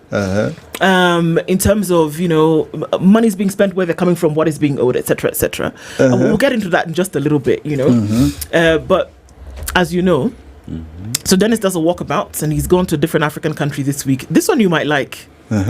Please, I am recusing myself. Be warned. Please be. I'm recusing. Because I was not warned in the morning. When this proverb came out. I am recusing myself completely. And it's all on Aseto. All right. But you see, the thing is, when you travel, you get these proverbs. It is not my mistake. We are in a country that played with Harambee Stars yesterday, not the country. And congratulations to the fantastic Harambee Stars. team. Yeah. So today we're in that goal country. from, what was his name, Ogam? Yes. Oh, yeah. Fantastic goal. Yeah. So they're doing very well. Yes. Early in the morning, it said the Zambians came, they saw, and they were conquered. Yes, they were. Yeah. They were. Proper, right? But now let's go to that country. So when you talk about Zambia, we talk about a country of about 20 million people. We talk about an economy that is powered by mining, especially copper and cobalt, as well as agriculture, tourism, and energy being key in ensuring that the country continues to move forward. But our proverb today talks about ahead and going bold. And a head that consults never goes bold. Yeah. A head that consults never goes bald. How would you interpret that? Okay. I see why Dennis was saying that he was not consulted. We are targets. I can see Dennis the Menace. This you chose because you knew I was coming here. At least I have some hair. You see? Are you trying to imply that the Dennis that is by your left side and I that feature in that boldness do not consult? Do not consult. No wonder they lost. Are you saying we don't consult? The interpretation is never wrong. I think the inference is that if you consult, you don't strain yourself too much. So you're trying to say that stress and too much self-consultation is the reason why one goes bald. Your interpretation is never wrong. Very good proverb. Yeah. Yeah. It's a strenuous process, isn't it? Dennis. Yes, sir. We are together here. We are. I took it personal at first, but then... But Lydiah soothed him. Yes. Good one. Yeah. Good one. Karibu sana. Asante. So, Jimmy, I mean, over the last couple of months, probably more so than ever, we've seen a display of affluence, and I don't know if it's affluence in the kind that we can say an individual, but we've seen a lot of money moving. This is in the light of Kenya's debt at 11.1 trillion shillings. It's in the light of lack in certain areas, but that we see that this money is being spent, and what we're being told it is empowerment drives, economic development drives, economic development campaigns, and they've taken place in different regions. We've seen it happen in Meru, we've seen it happen in Embu, we've seen it happen in Mombasa, we've seen it happen in Kericho, we've seen it happen at State House, where certain people have been called to essentially come. There have been many things that have been given and things have been promised. We heard the Chief Cabinet Secretary the other day say that, don't worry, these things that were given to you just need to be registered and they'll be given back to you. And if this was happening in a jurisdiction whereby everything else was going along smoothly, I mean, by golly, look at the headlines today, and we can't seem to figure out how we're going to treat the country's sick. And again, in the same headline, university students are going back to school in 2 weeks, and I'm not quite sure how we're going to fund the thing. Does it make sense? Is there this symbiosis whereby things seem to be happening and happening properly, whereby billions has been spent in the last 8 weeks in these empowerment drives, but we don't see the billions where it's needed for some key areas? And so we have to ask the question, where does the money come from? And can we see links between where this money could or could not be coming from and what is owed for Kenya? That is a wonderful summation of the goings on. But just before I answer you, I have a little trend I have here of remembering the fallen economic freedom fighters of 2024. We're still on 2024. We haven't even reached 2025. And I just want to mention 10 more names. We had reached number 40. Now, 41, Dennis Juma died in Embu. Falanteo Nakara, and a Tanzanian, by the way, died at Sunbeam Supermarket. Braxton Omai Mongesa in Homa Bay. Benz Kotonyango, Elias Benson Bithi in Kisumu. John Boydras in Nyeri. Timothy Muchui in Nyahururu. Wycliffe Kane Mwenda in Nairobi. Daniel Kaikai in Bungoma. Timothy Miheso in Kakamega. Charles Owino in Kitengela. Alex Muteti in Kibwezi. Dennis Lubanga in Kibwezi. And Shakil Obianga in Kitengela. Now you can see already here the mix of Kenyans from all areas, including one lady here that died to ensure that we are not pained with more taxes. You must remember that it was a successful revolution. Okay? Now, going back to your question. Please answer one question for me. This empowerment drive, is it in the budget? No. No. Okay. Well, at least not officially. Well, you know, the law is very clear. You can only spend money that has been budgeted for. So if empowerment is not a line item in the budget, are those our funds or are they personal funds of people? Have they stated it is our funds? Is it government money? Well, we've had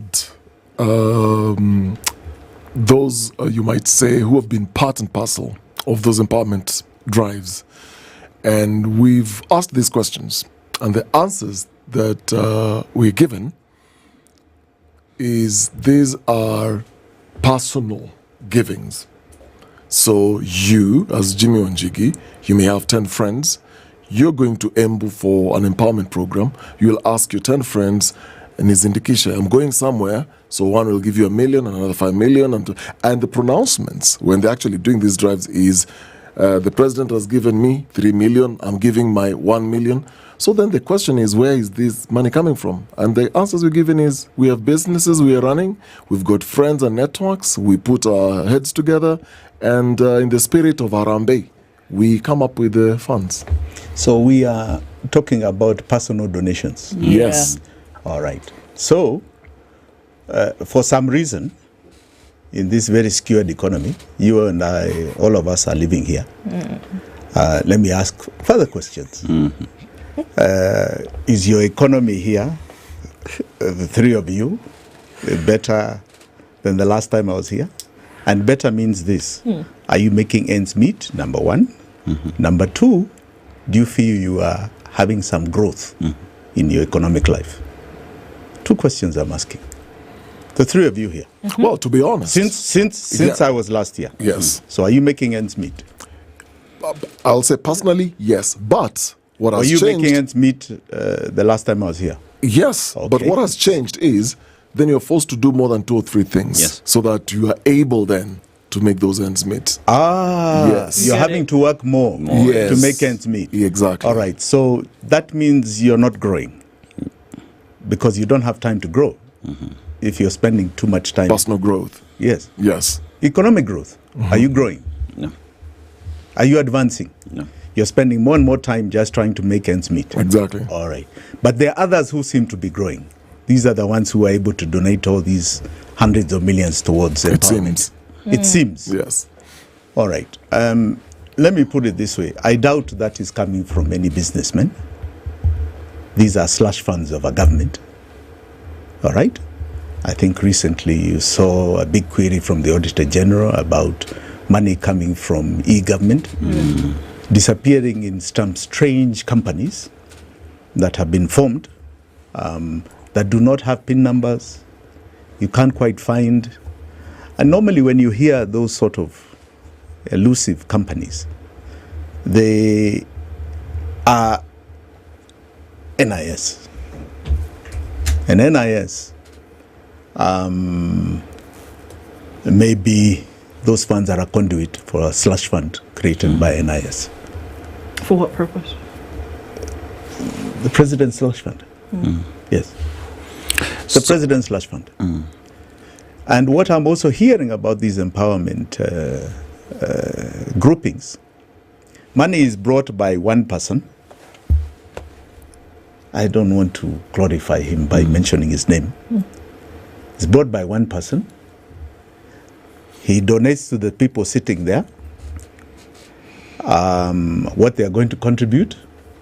Like an MP will be given 200,000 and told 100 is for you, 100 you put in the kitty. The people who collect the money are the same people who came with the same transport, either a helicopter or vehicle. So they collect the same money.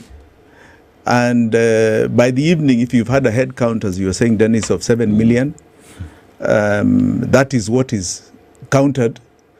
But the same 7 million which is collected goes in the same bag back into a chopper or into a car with the same people saying they're securing it and they go to the next venue. Jimmy Wanjigi.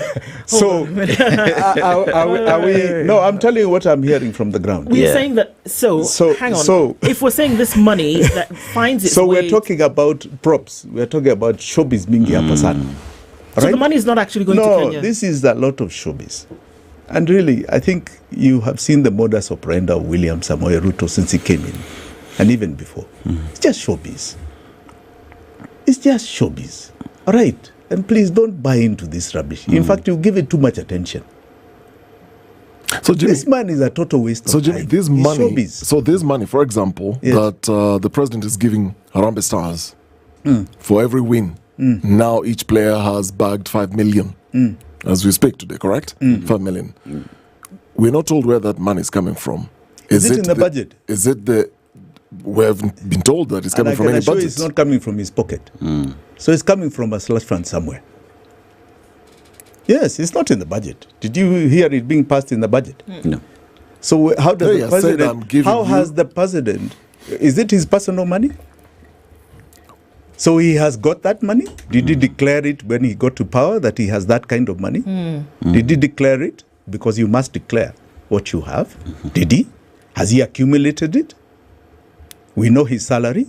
So has he accumulated it within this time? Because if he look at the numbers, Jimmy, if he has, then he's a thief. Right, let's look at the numbers, Jimmy, clear. and see if that's actually possible. Because so what was promised, and we just use the football as an example, that what was promised before the first kickoff was 1 million shillings for a win, 500,000 shillings for a draw, and then as you go on making it into the round of 16. Certain amounts of monies would be promised. So the first million was given out, 42 million shillings on a Monday, and they drew the next match, which was 500,000 shillings each. So that came to 21 million shillings. So that's 63 so far. And then yesterday they won. So the day before, so the other one they beat Morocco. So there was another win. So there was 42 million. And when he showed up on that day, he said, "Niko na mambo yenu hapa," and he said essentially, "So what we're going to do is this: you're going to play Zambia on Sunday, and if you make it to the round of 16, I'm going to add that money by 1.5 million. All right. So essentially, for the win against Zambia, each player was going to get 2.5 million shillings. Right." What's the cumulative total now? So 5 million shillings has gone to each player, would essentially have gone to each player after yesterday's win. Plus the technical bench, 42. So the number is 42 that we're looking at. Times 5 million in Pesangapi. 210 million. Right. 210 million so far. And so what we're looking at now is that for every subsequent win after that, there's still the promise of 1 million bob. And if they beat Madagascar on Friday night, we're looking at another 1 million shillings, another 42 million. But then there's a promise also of a 2-bedroom house, and if they get further along, it's a 3-bedroom house thereafter. So all of these promises are being made by the president. Whether he's going to give this in cash or the actual house, we don't know. But 210 million shillings so far given to the Harambee Stars. Are we saying that it's not plausible that the president has this kind of money from a personal point of view that he would gift the team?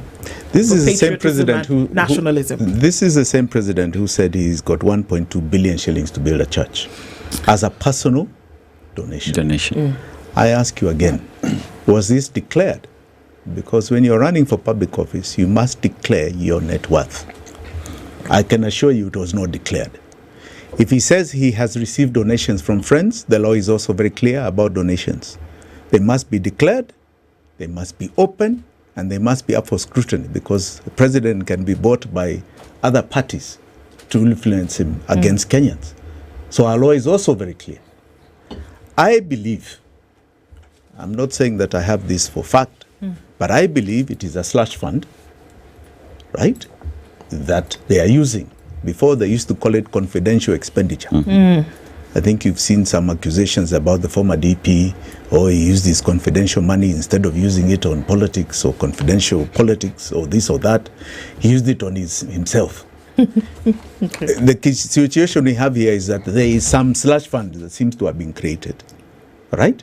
Whether it's through an NIS budget, confidential, whether it is through the Ministry of the Office of the President, through Interior, there is a slush fund that the president is using for these so-called ego political trips.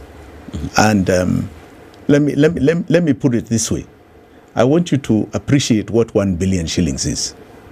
All right? Okay. 1 billion, because the amounts you're talking about to Harambee Stars may get to 1 billion, right? God willing. In fact, we hope they succeed and keep winning. The church was 1.2 billion. 1 billion shillings, Dennis, the menace,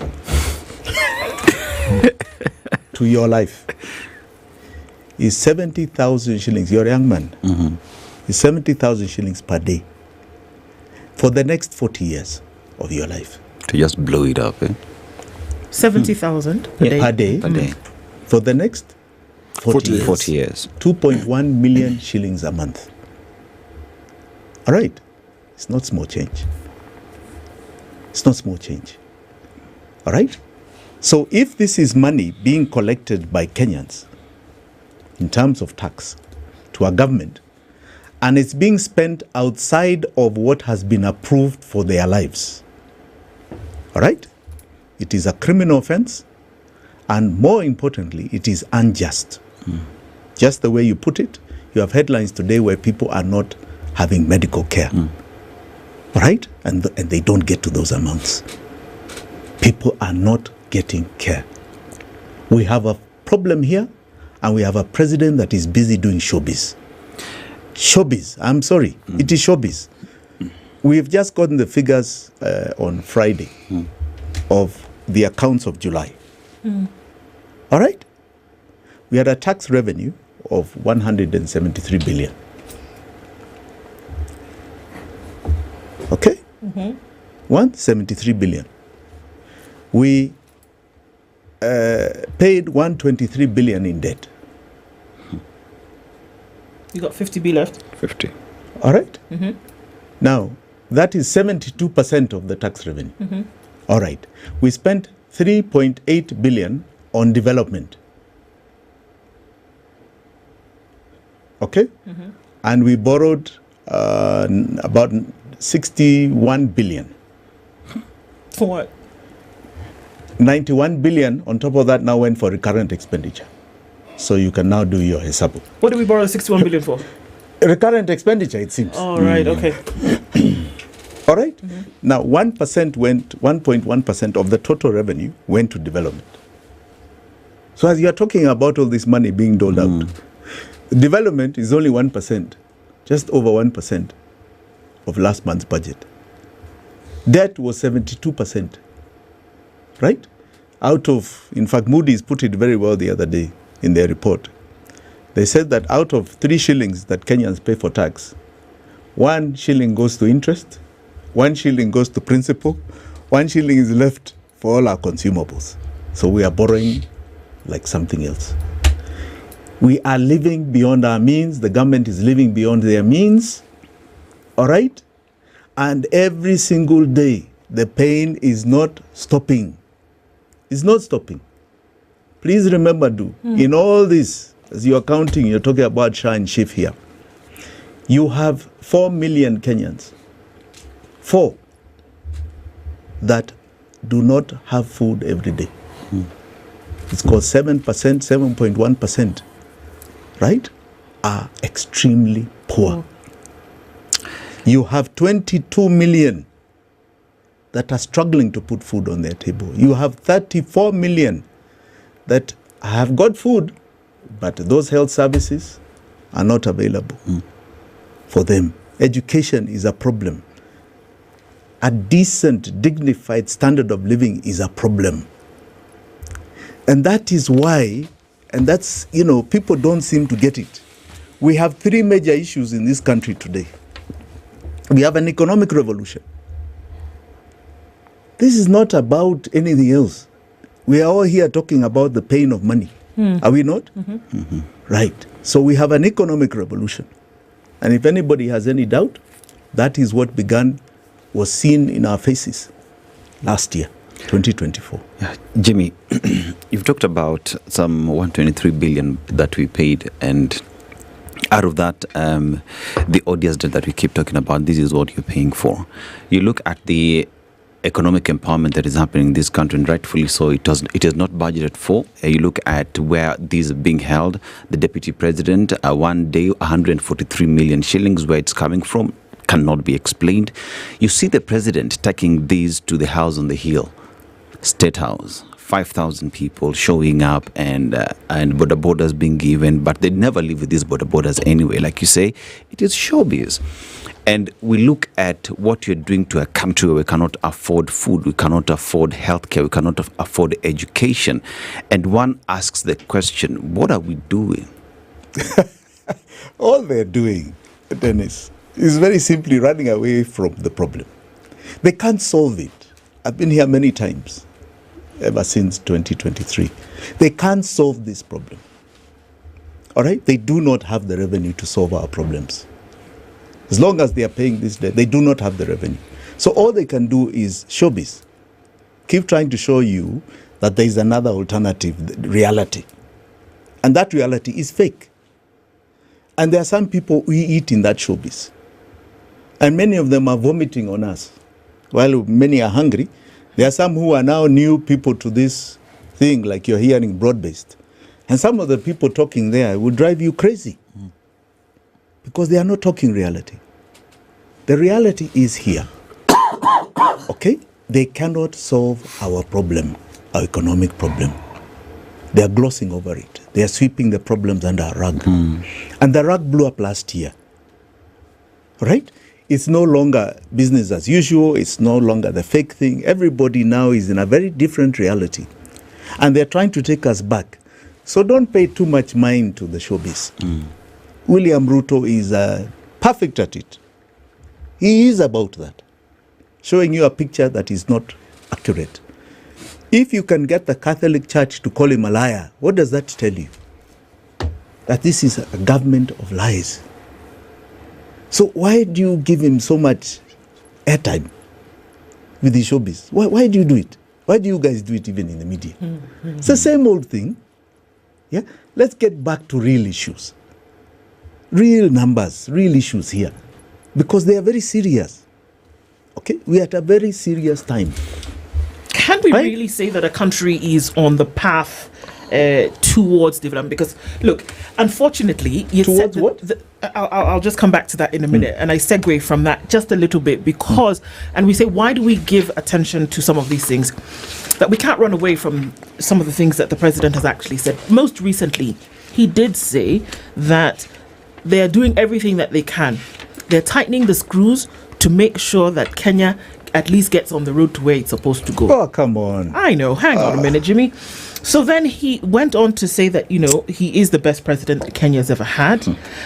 He also talked about initiatives that they're putting in place. Which ones? Can that be Which ones? Well, agriculture. He talks about this all the time. He talks about housing. He wants every Kenyan to have, affordable and dignified housing. He talks about the fact maneno ya education tumesort universal healthcare tumeshughulikia. He's done that. He's talked about that quite often. Can we resonate or reconcile that with these numbers that we're seeing for July alone of 173 billion shillings, and out of that 123 billion is then 72%. Is it possible that those two scenarios can marry? No. And among the list you've just stressed, you talk about him priding himself about housing. I'm doing affordable housing. Okay. I don't know what's wrong with us as Kenyans. We don't interrogate properly. Okay, so those houses are built on whose land? Kenya. No, whose land? It's public land. Right. So the taxpayers' land. Yes. Right. And the buildings are built with whose money? Taxpayer. So Dennis, you contribute, right? Yeah? Yes. Housing levy, you contribute? Yes. So your money is paying for the building? Yes. And the government, who is you and I, right, are coming to sell it back to you and I. Yes. So is the government a profit-making entity? Dennis, you look confused. No. That's I really want to ask a simple question. It's like this, Yeah. You have land, Dennis. Yeah. Okay, your own land. You use your own money to build it, and then you sell it to yourself. Does that make sense? It doesn't. So this is what is going on and being touted as a great thing. The government is making profit, right? Out of building. So are they a private entity to make money? Are they a company? One would assume that they're supposed to create an enabling environment for businesses to flourish. No. If this was in another place in the world, where government is building with all our money and selling it back to us, they would have been overthrown yesterday. Do you understand? How does it make sense that public money has been used already and then they dare to sell it back to you? Why are they not giving them for free? It's owned by us. Be taxed for it. It's owned by us. Is the government and us separate entities? No. The pain Are point, we separate entities? No, we're not. The pain point When is the Uhuru was logic is doing flawed. No, when Uhuru was doing it, Yes. right? Uhuru was building on public land and getting private investment to build. He was not charging housing levy. So he, during his time, he didn't do very many. I think there were about 400 or so. He could have charged because there was a PPP arrangement. This is totally public money, from the land to the building. Why is the government selling? I was here not too long ago and I told you the government is a private company. And Dennis the Menace was not understanding what I'm saying. Do you understand now? Yes. Because that is what a private entity does. It's not what government does. So please do. How is that a good deliverable? Yes. That you're charging for public money, right? Somebody, the same public, 1 million for a bed sitter. I mean, it's just, what logic is this? Please tell me. So they are making profits. And where do the profits go? No. Since when does government is supposed to make profits? It shouldn't. Government the only is not a place commercial they are entity. supposed to make profits is so-called in quasi-government corporations. Right? Yeah. Okay, where they have an interest. And even that is appropriations in aid when it comes to profit. It's not called profit. Right? So you tell me where government is making, how does it do this? So you're not asking the appropriate questions. The logic is not being questioned. You have parliament that is just numb. How? Please explain to me. Here's the pain point. So from a pay slip, you're paying for mortgage. You have deductions, among other things, SHA. So in terms of housing, the people are paying for mortgage. There's even a teacher who a couple of days ago who said she's being deducted, she's paying for rent. Her pay slip, which doesn't give her almost nothing, is having all these deductions, and she still has to pay rent, and yet she's building a house for someone somewhere. And like you said, she has to pay to get that house. It's a very flawed logic if you look at the overall thing. My question is this. When they took over power, that is Ruto and former Deputy President Rigathi Gachagua, they admitted that, and I quote, "We have talked to the Treasury and the coffers are empty. We will have to start from scratch." In the run-up to the election, the president, during his campaign speeches, used a phrase signaling a zero-tolerance stance on corruption in government. We're saying Kenya is broke. I tend to argue it's not. If you look at Sunday Standard, 4.1 billion CDF puzzle, there's a picture of all these individuals and how much money is lost from Awendo, 125.9 million, Embakasi South, 91 million, Isiolo South, 73 million, Baringo Central, 61 million, Baringo North, 40 million, Tiati, 65 million, Kilome, 87 million, Kitui East, 86 million. We come to SHA, we look at 33 billion, 32 billion arrears under SHA, 76 million paid by Isiolo Jubilee Insurance out of 120 million contract, and so on. And these are two. We look at the Auditor General's reports almost on a daily basis here when you're doing newspaper review, and it's money in billions getting lost. This is not money I believe is lost. Money has to move from one account to another. So how then do we say Kenya is broke when we have all this siphoning of monies from different spaces? Dennis, you know what we paid last year to debt? 2 trillion. You know what we're paying this year? Almost 2.3 trillion. 2.286 trillion. Do you know what we're paying next year? Almost 2.5 trillion. What is our revenue? We didn't exceed 2.4 last year. Yeah. Nope. We won't exceed 2.4 this year. We won't exceed 2.4 the next financial year. So please tell me where we have this money.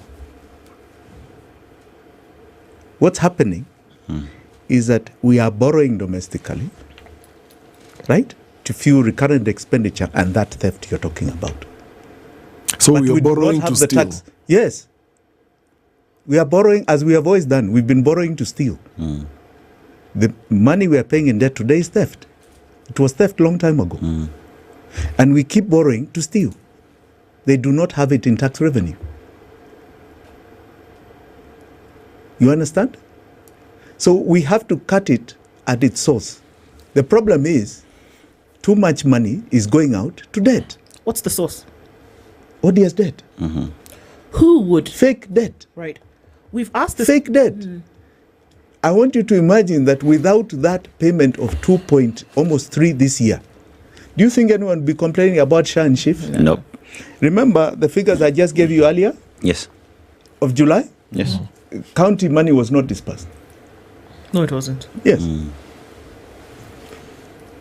So you keep defaulting on county money. Did I mention pensions? No. Pensions were not dispersed. And these are all first charge items. Yes, they are. They must be removed first. So we do have, Dennis, a problem with money, revenue. Not because we are not collecting enough, but because the expenditure of that revenue is going to a big ticket item called debt. All these others, even if you cumulative take, can you compare to the trillions? No. Right. That is the problem. And I want you to understand that this debt is fake. I don't know how to say it. I don't know how many times we need to say it. As many times as necessary. Really, Dennis, you need to understand it's fake. And that expenditure continues until 2038. So this is the kind of life you want to keep talking about here? You want us to keep living this life? We're coming here and lamenting and lamenting. So, Jimmy, we've got to reach a stage where we stop, isn't it? We've got to have hope. Correct? We've got to start living in hope. We can't keep lamenting. We've got to start living in hope.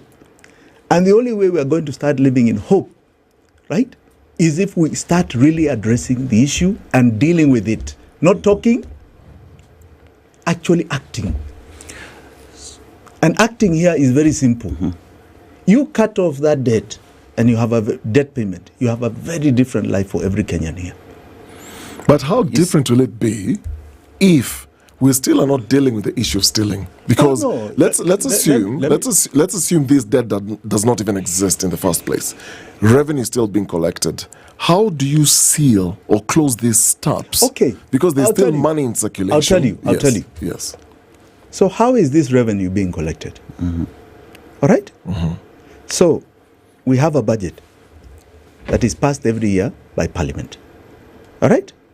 And it talks about how much tax is to be collected, how much debt is to be taken. So this is where you start sealing it. So the budget, if you look at the budget, right?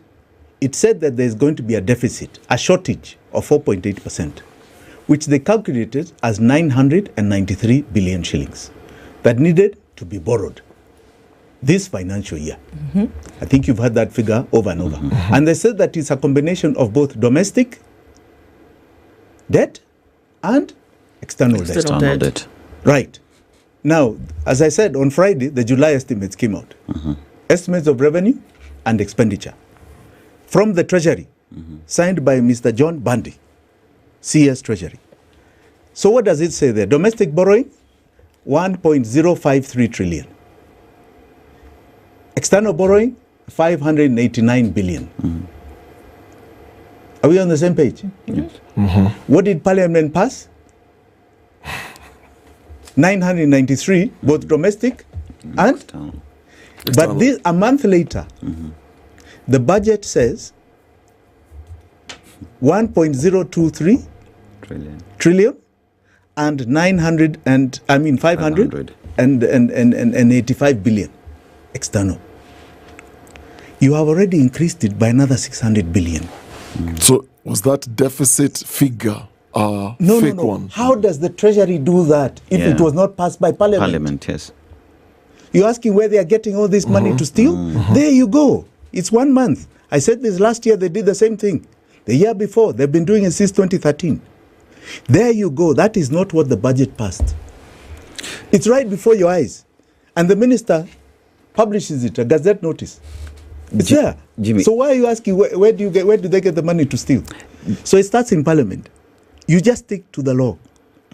What is passed in the budget is what is to be followed. There's no way the Treasury has another budget. It creates on its own.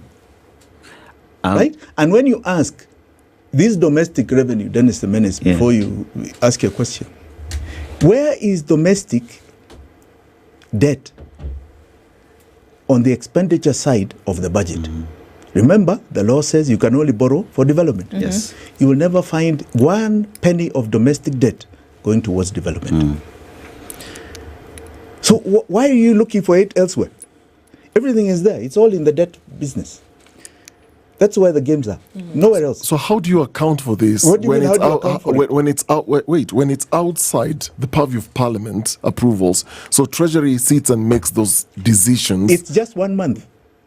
1 month. They've broken the law. They're advertising their criminality. But you guys don't question it. We say it all the time. Nobody wants to hear. Or people don't understand. I don't know. Parliamentarians, as you know them, they are living their own life. There it is. So for you to see. So we're on a free fall. Yes. Jimmy, it's being done in plain sight. Jimmy, there has been talk that it's being done in plain sight. There has been talk, even as we talk about Treasury and how now the criminality that you talk about. One Okoh Mtata says, for Kenya to be able to move forward and deal with the debt that is there is need to delink Treasury from the executive. I disagree. I disagree. First and foremost, we don't need to change any law here.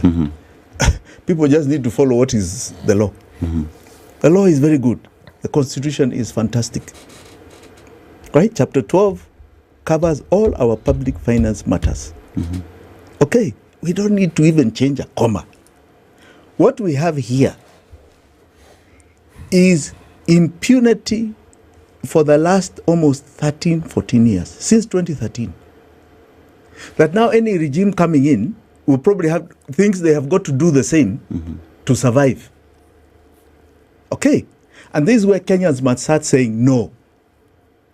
Right? We are going to actually stop this thing. We are going to cut it. And it's very clear this is our slavery. We are going to stop it. So you remove it as something that we do not owe as Kenyans. Okay? And we start living our life according to the law with the revenue we are collecting. And it is a lot of revenue. 2.4 trillion? 2.3 going to debt this financial year? So I want you to imagine you need 200 for Sha and Shif, 178 actually. You need 200 for all the education, even university. Yes. All right. What is that? 20% of that? It's nothing. You can even reduce taxation. You can remove this stupid housing levy business. You can reduce VAT from 16 to 5% sales tax. Imagine what you're doing to the country. You create a stimulus that is unparalleled.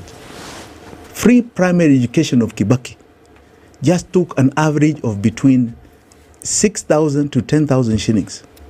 All right? A term from a parent's pocket. Gave back. Okay? That here you are paying this, it's now back to you. Okay? Took in 1 million more kids into primary school, and it paid itself back as a stimulus within 3 years. How, Dennis? How?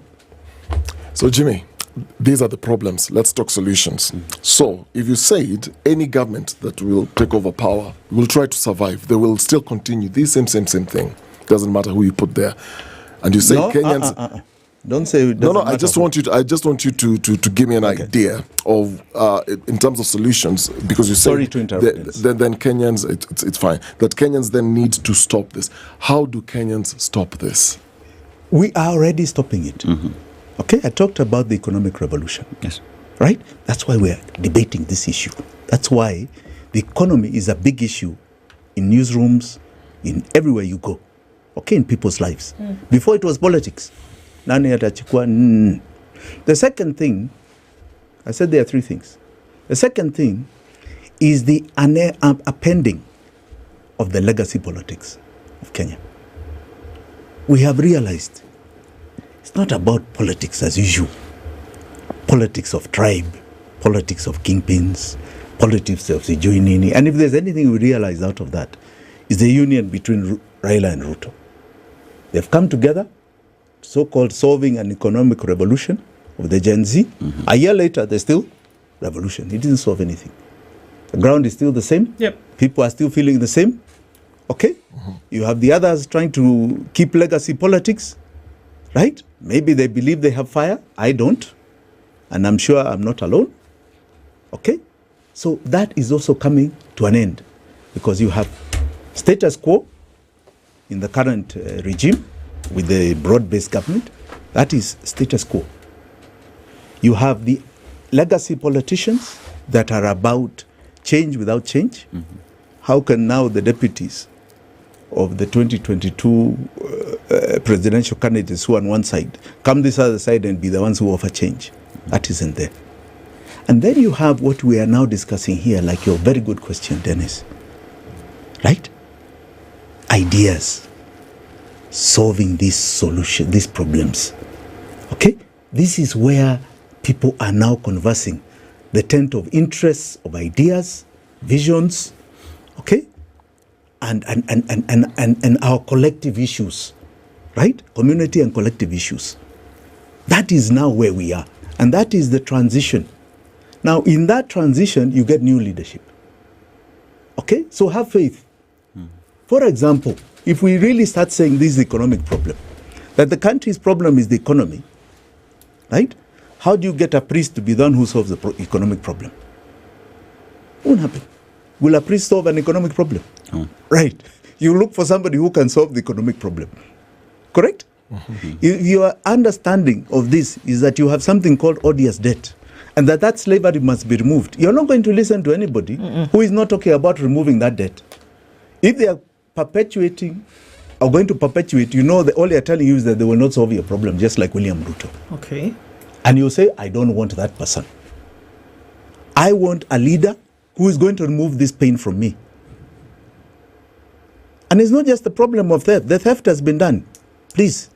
It's not new. Don't look at the new theft, Dennis. It is been done. You need to understand it. It has already been done. What you are saying, please understand with debt, it is taxed in advance. We are paying for that theft with our contribution of tax every single day.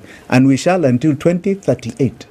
Unless we sit back and say, hey, guys, I'm not paying this goddamn nonsense. What precludes that from happening? Is there a lack of understanding or comprehension as to how far-reaching this thing is? That is one.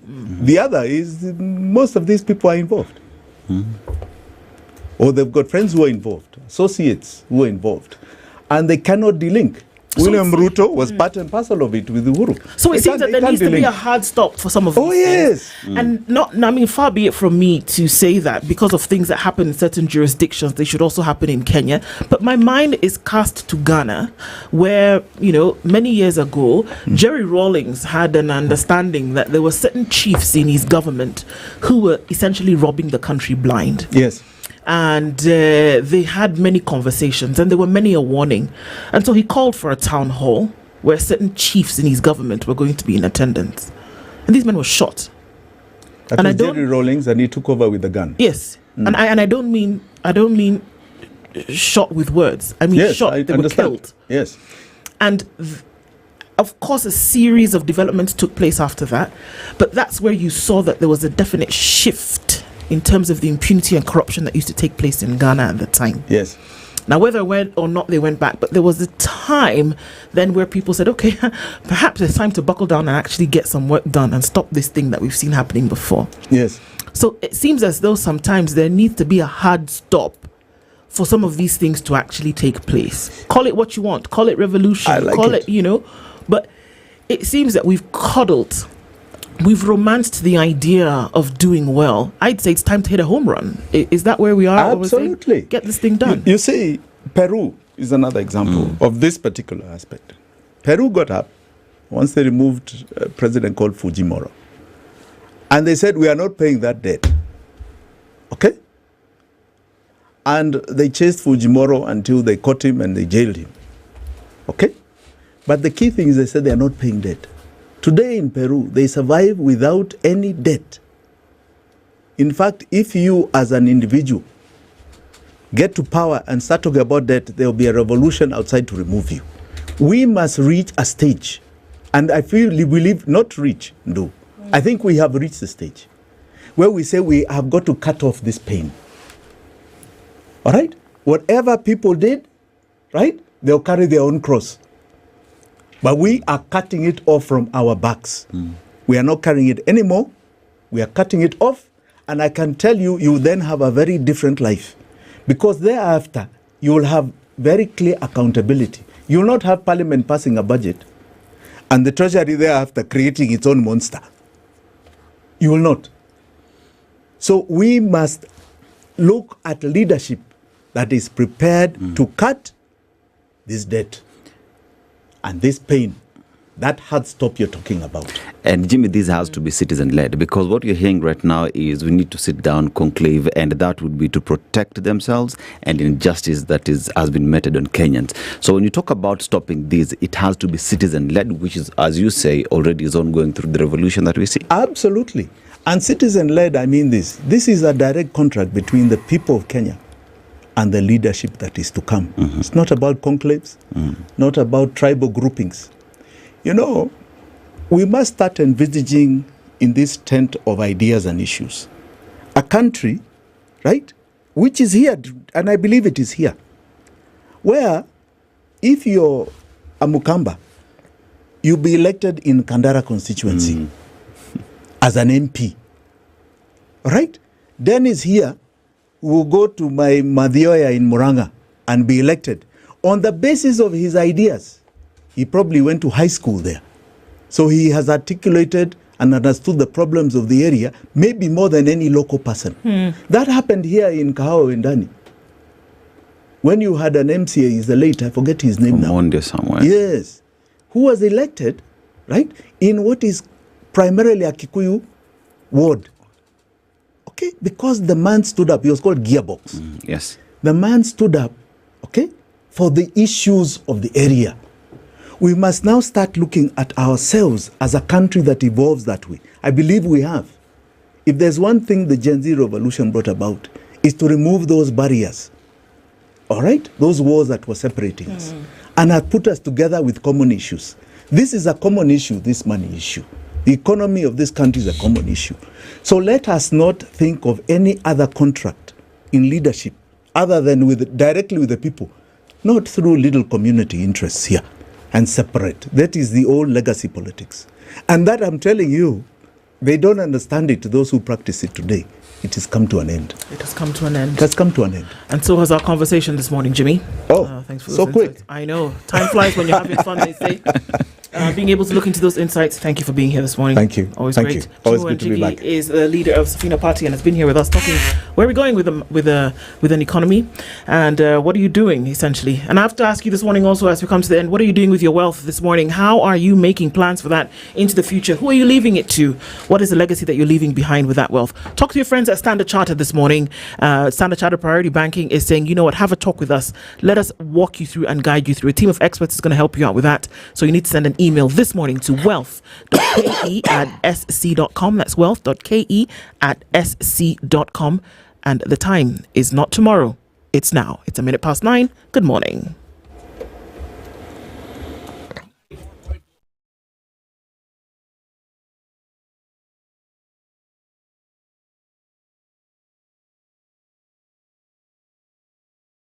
Good morning. This is the News Wire. I'm Leah Ubaga. Gloria Oroba has officially lost her seat as a nominated senator after the Independent Electoral and Boundaries Commission gazetted her replacement in a precedent-setting move. In a notice, the IBC named Consolata Nabwire to take over the position, ending Oroba's 3-year stint in the Senate. With Nabwire's gazettement, Oroba's turbulent political journey makes a dramatic pause, marking a rare case of a legislator's rise and fall within a single parliamentary term. Like elected members, nominated senators enjoy full parliamentary benefits with salaries and allowances exceeding 1 million Kenya shillings.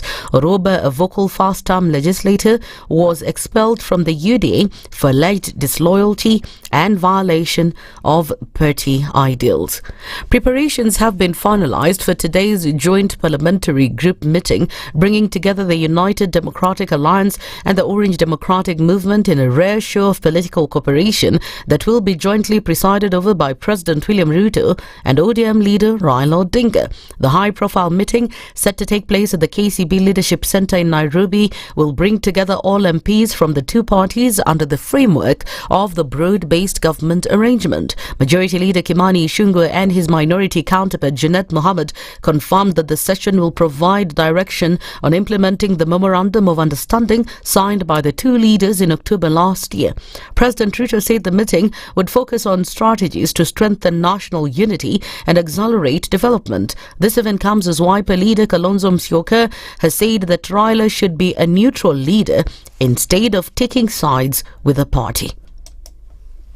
Nikamwambia Mheshimiwa Sifuna, hear me on this one, Mheshimiwa Wanene, if on nyinyi mko UDA properly, you are the government ya UDA. Lakini hii tabia ya ODM, mguu moja iko upinzani, mguu mwingine iko kwa Ruto. Waamue sasa. Nasikia wameitwa on Monday for a joint parliamentary group meeting. And moving on, the national government has been urged to transfer all relevant sectors to counter governments, as ODM leader Raila Odinga proposed during the National Devolution Conference in Homa Bay County. Speaking at Kidimani Yata, Machakos Deputy Governor Francis Mwangangi said it's important for these sectors to be devolved for the benefit of the people.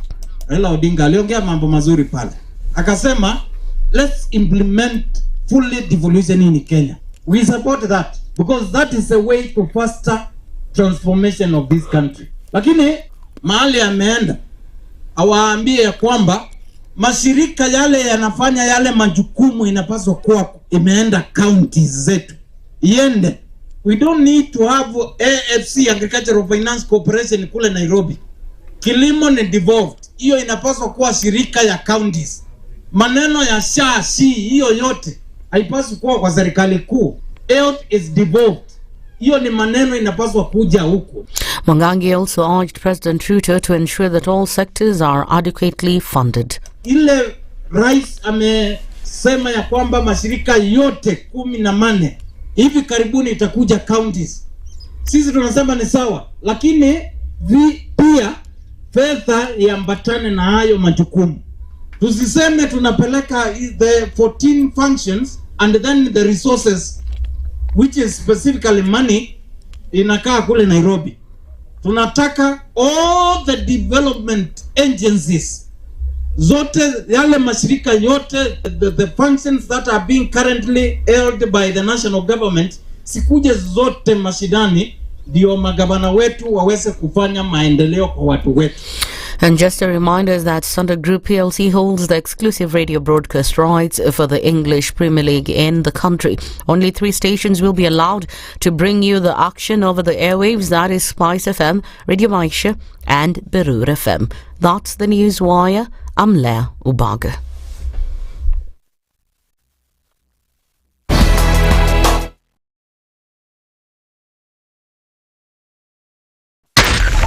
.4 Spice FM, Nairobi. Good morning, and I love your show. Thank you. Having come from a Kikuyu radio background, I migrated to Spice because of the content.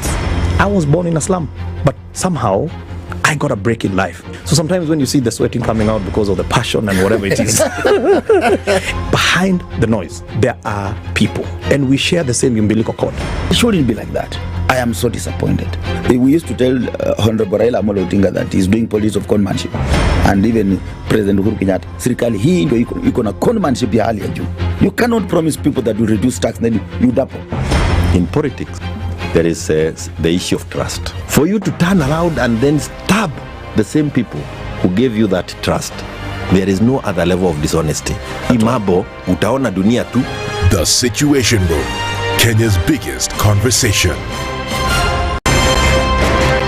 One of the things that are ailing our country is negative ethnicity. You find you as a state of, instead of thinking as a Kenyan, you think like a tribal person. Let me tell you something. The biggest problem we have had in this country is a leadership deficit.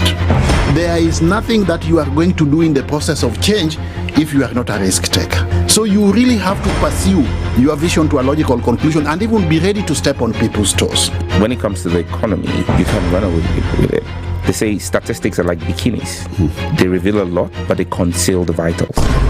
And so government people would throw statistics at you and tell you they're revealing a lot of information to you, but it's really concealing the real vitals.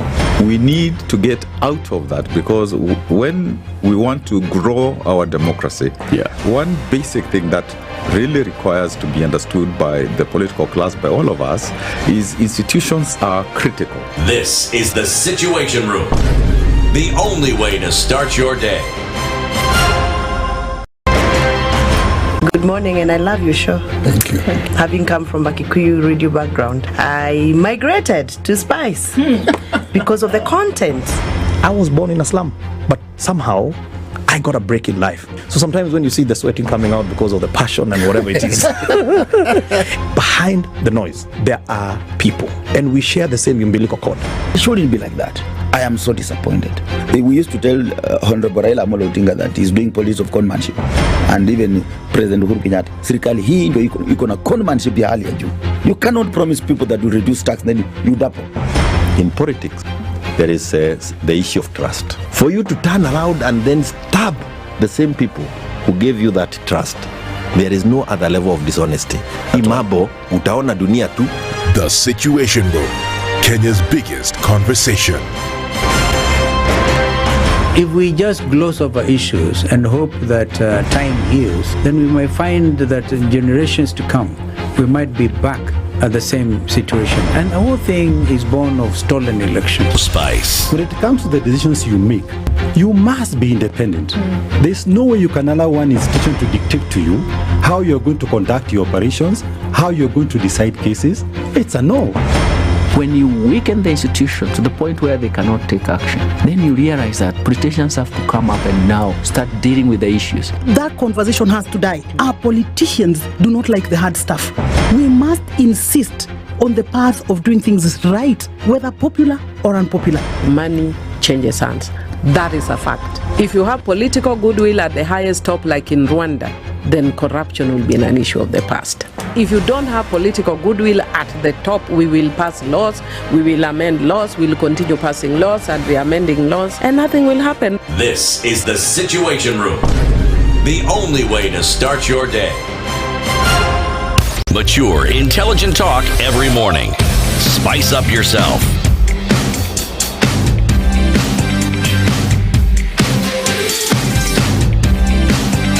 Mornings done right. 94. Getting into the final hour of our conversation this morning. It is 11 minutes after 9 o'clock. This is the Situation Room, DND, with you this morning. And we're getting into stuff that you need to know about what's going on. Isn't that interesting? Stuff that you need to know about what's going on. That's what we do this morning. We'll get into that in just a bit.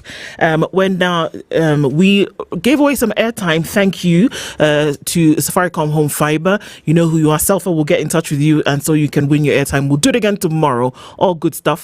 And then now, Okari, you can tell us how we connect to Safaricom Home Fiber. Well, this August, Safaricom is making home internet even better. And all you need to do is just sign up for Safaricom Home Fiber and enjoy up to double the speeds at 25% discount on the bronze, silver, gold, and diamond plans. Plus, Hassle free. You get set up with a free router, no installation charges, so you're online in no time. That's the beauty about this. So whether you're gaming, you're streaming, you're working from home, browsing, you can count on Safaricom for fast, reliable home internet every single day. All you need to do is just simply dial *400# or log into the My Safaricom app and get connected today. Now, this offer is for new customers only, and you have 13 days to go. Offer started from 1st of August, runs up to the 31st of August, so you don't want to do the last-minute rush. Just get connected today. Safaricom Home Fiber, bringing the world to your home. Fantastic. All right, so we're getting into a money conversation this hour. I know Aseto likes that kind of thing. So no. Okay. Anapenda pesa sana. That's not odious. You don't like the odious kind of money? No. Okay. All right. So getting into that today, and two guests join us this morning. From Premier Bank, Joseph Njogu is the head of digital and innovation, and Yahya Dahir also joins us, the head of business with Premier Bank. Gentlemen, good morning. Good morning. Good morning to you. Welcome to the hot seats of the Situation Room. You're letting us know something that's premiering from the Premier Bank. We'll get into that in just a bit. Okay. Dennis goes to a different African country every week. He'll tell you where we are this week, and we want to put you to work to let us know what your interpretation of today's proverb is. So today we are in Zambia. They visited the country, they enjoyed it, and they'll be going back home. But it is a beautiful country. We're talking about a population of 20 million people, a country that is being powered by mining, especially copper and cobalt. Agriculture, tourism is big in the country. But let's go to the proverb today, right?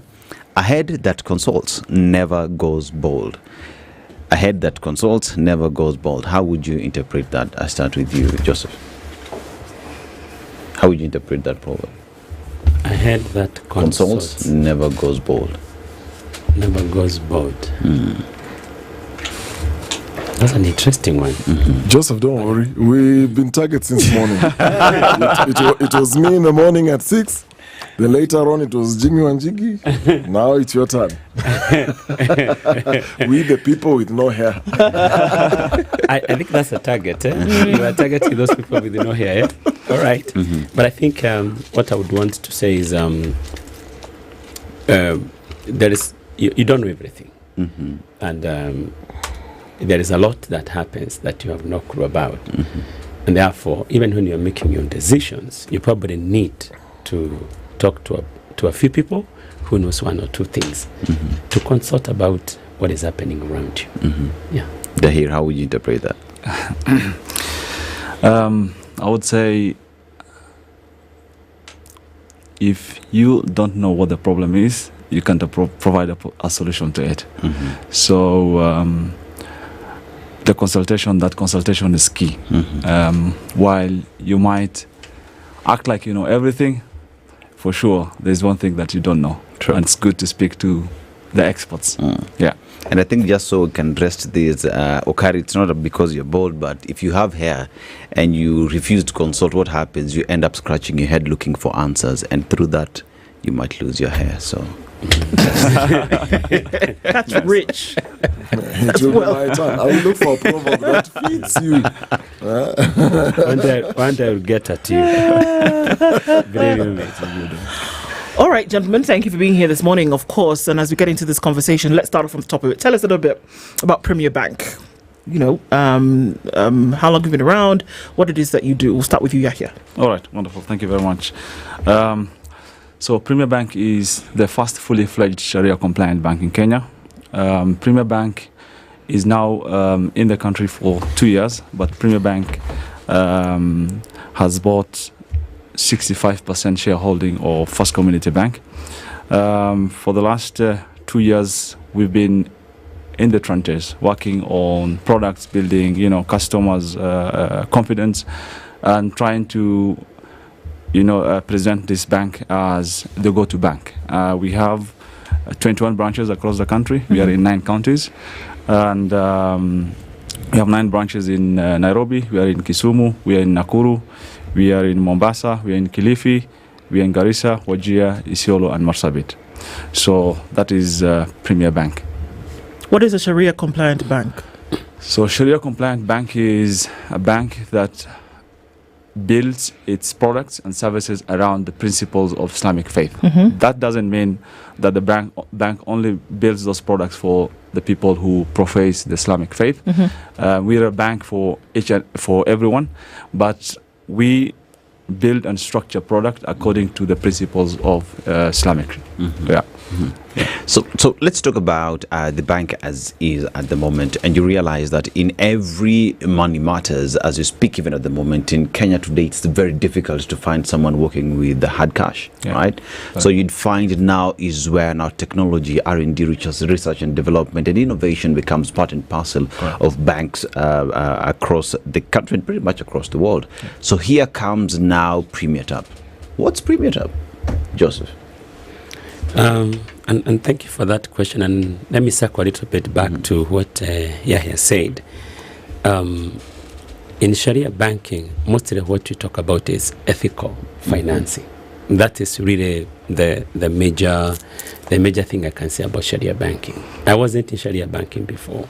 I came from conventional banking. And when I came to Sharia banking, one thing that I have really identified with is the ethical part of it. But myself, I'm focused so much on digital technology and products. And Premier Tap, we have introduced what we are calling Premier Tap, and in the broader perspective of making this bank digital. And Premier Tap is not just technology we are launching. Really, we're talking about lifestyle. We're introducing frictionless, contactless, the first of its kind in the country. We take pride in saying that we are changing the way payments are done and the way conversations around digital payments is done. So Premier Tap, it's not just technology, it's not just applications, it's not just gadgets. It's really connecting with the need of the customer, their lifestyle, and making their life easy. Life is about now, when it comes to payment, it's about just a tap. But of course, not just from a card, but from fancy stuff like a ring, like head glasses. I would show some of those things that we came with for the people to see them.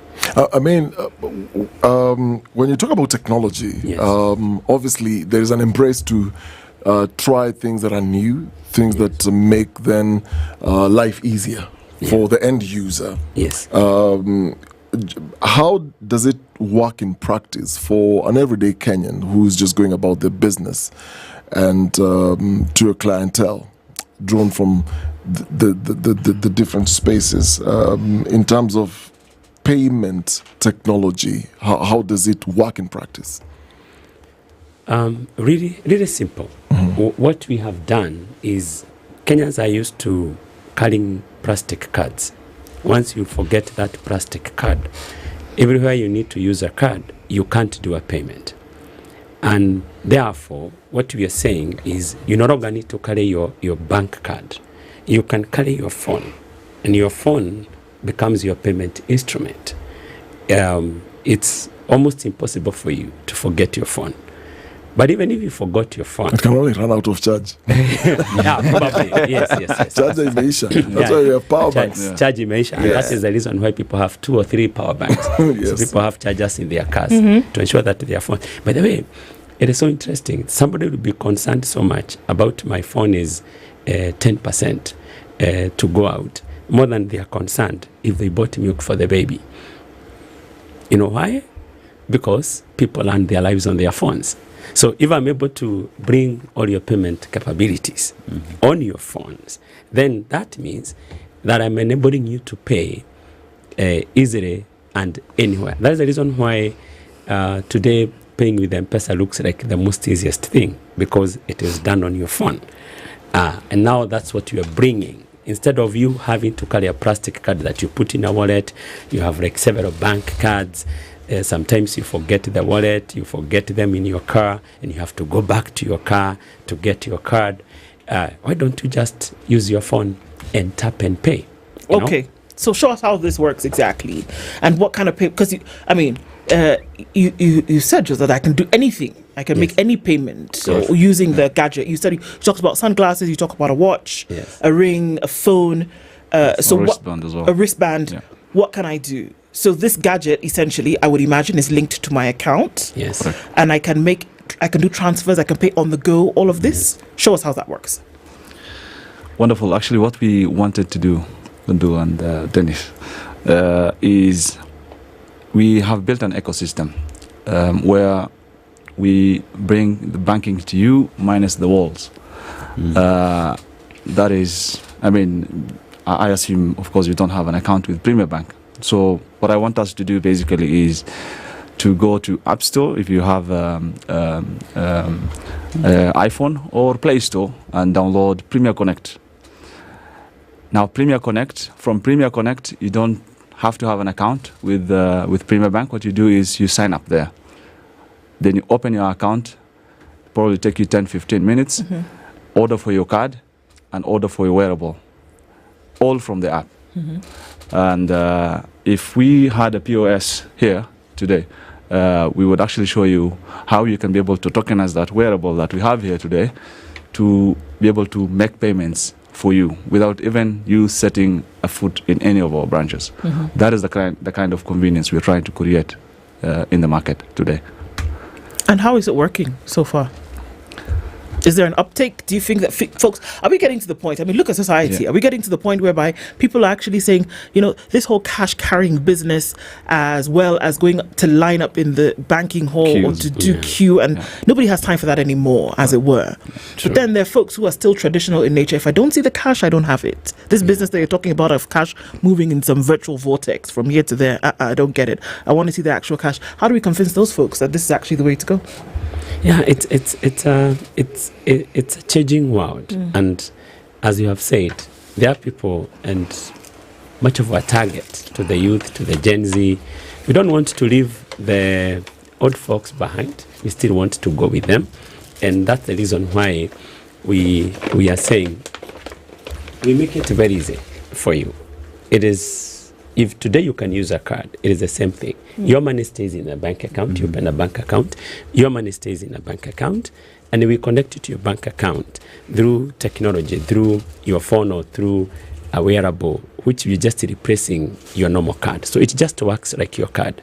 We haven't really totally eliminated the idea that you still have money in your bank account. And once we give you Premier Connect shows you your bank account. You can do anything else in your bank account. You can see your balances, everything. So we still haven't discarded that. It is still there.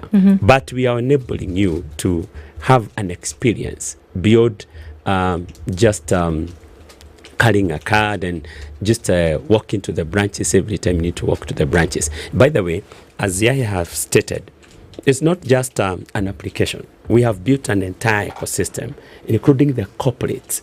We have what we call Premier Connect. We have a number of 6 applications or so that have been connected into one and consolidated into one. Other than where you have a bank where you want to do something different, you log into a different app. You want to do something different, you log into a different app. We have brought it together under one umbrella, calling it Premier Connect. And in it, we have the corporate capabilities in it. We have the retail capabilities in it. We have individual capabilities in it. And then now, the lifestyle capabilities in it. It is like a one shop where everybody with the different needs and different desires can come and pick what fits them. When you talk about the Premier app, Premier tab pretty much bringing a lifestyle to someone, what exactly does that mean? Yeah, what we do mean is it is your daily life. Your life becomes, you don't need even to think about making a payment. All you need to know is if I carry my ring, for example, I carry my ring today. It is the good thing it has a Kenyan flag, yeah. This is my payment. This is my payment ring. If I am used to wearing my marriage ring, I never leave it. Okay, and now you shouldn't. Yeah. yes. And now I have a ring that is a payment ring for me. When it is in my fingers, I don't need to think about if I need to pay something. Do I have cash in my pocket? Do I have my wallet? If I ask you today, do you have your wallet? Probably it is in your car and your card is in that wallet, but you have your ring now. So you don't need to keep thinking that if I need to make a payment, do I have my wallet? Do I have cash? All I need to know is I have a link and I can tap if there is an NFC enabled gadget anywhere. This guy here called Dennis Okari is the one you need to be talking to, because these are the people who leave their wallets and things in the car. So if you're looking for a live example of who this gospel should be preached to, or who this Sharia is for, we are asking who then needs to be converted. There are questions. Bless him, bless him. The gadgets. So there are live examples of why this gadget has been created. Yes. We are here. So maybe it's good, because usually my lecturer used to say that you do case studies so that you have an understanding of this theory that we have, and then you can bring it down. Exactly. So there are solutions to your problems, I'm telling you. I'm looking at the app. I've actually downloaded the app. I love the interface, by the way. It's very simple. So it only has register account, login, or new to Premier Bank. Then I love the videos there. I think it has a Kenyan theme. Correct. A very Kenyan theme. Then I'm seeing the national park. I'm seeing some video clips of the city. So I go to new opening account. Correct. Okay, so I do that. I select country. I select Kenya quite easily. Then I put my mobile number. And then from there, quickly my email address. And wow, this is actually very fast. Yes. It's good to do this practically, by the way. And then from that point on, say next. And Dennis, if you open that account now, I will deposit the first 5,000 shillings into your account by lunch today. Yes. Oh yeah. Fast. We are going for lunch. So I'm just clicking next. So 5,000 will come into my account. Correct. The bank is here. Yes. The bank is here. There are no walls. Like no walls. No walls. Yes. This is interesting. Okay, loading all my details. Like Ndu said, my problem has always been this. I never like walking with my wallet. The issues, the back issues, especially for men. Yes. You put your bulky wallet back pocket. You sit with an Not on bulky. Yeah. Yes. So it has cards. It's got money. It's got your ID. It's got so many things. So I prefer keeping it somewhere. And when I need, and I hate walking with cash. In your so I'm always either using my phone. Oh, it's asking me for, I verify my email. Yes. There's a... It will send you an OTP, one-time password to your email address. You guys go on. Yeah. Okay, as you do this, because the lunch loading. So this is interesting, because here we are and we're saying we're getting into a world where technology is being embraced. Yeah. As the world is moving, then now getting into the place whereby, things change. How does this work when, as people often do, you might travel, you might go somewhere else and they say, okay, well, if you're going to leave, then usually a bank will let us know that you're going to leave so we can enable. So if I'm walking around with my ring or my watch, how can I know that I can use it in different jurisdictions? Beautiful.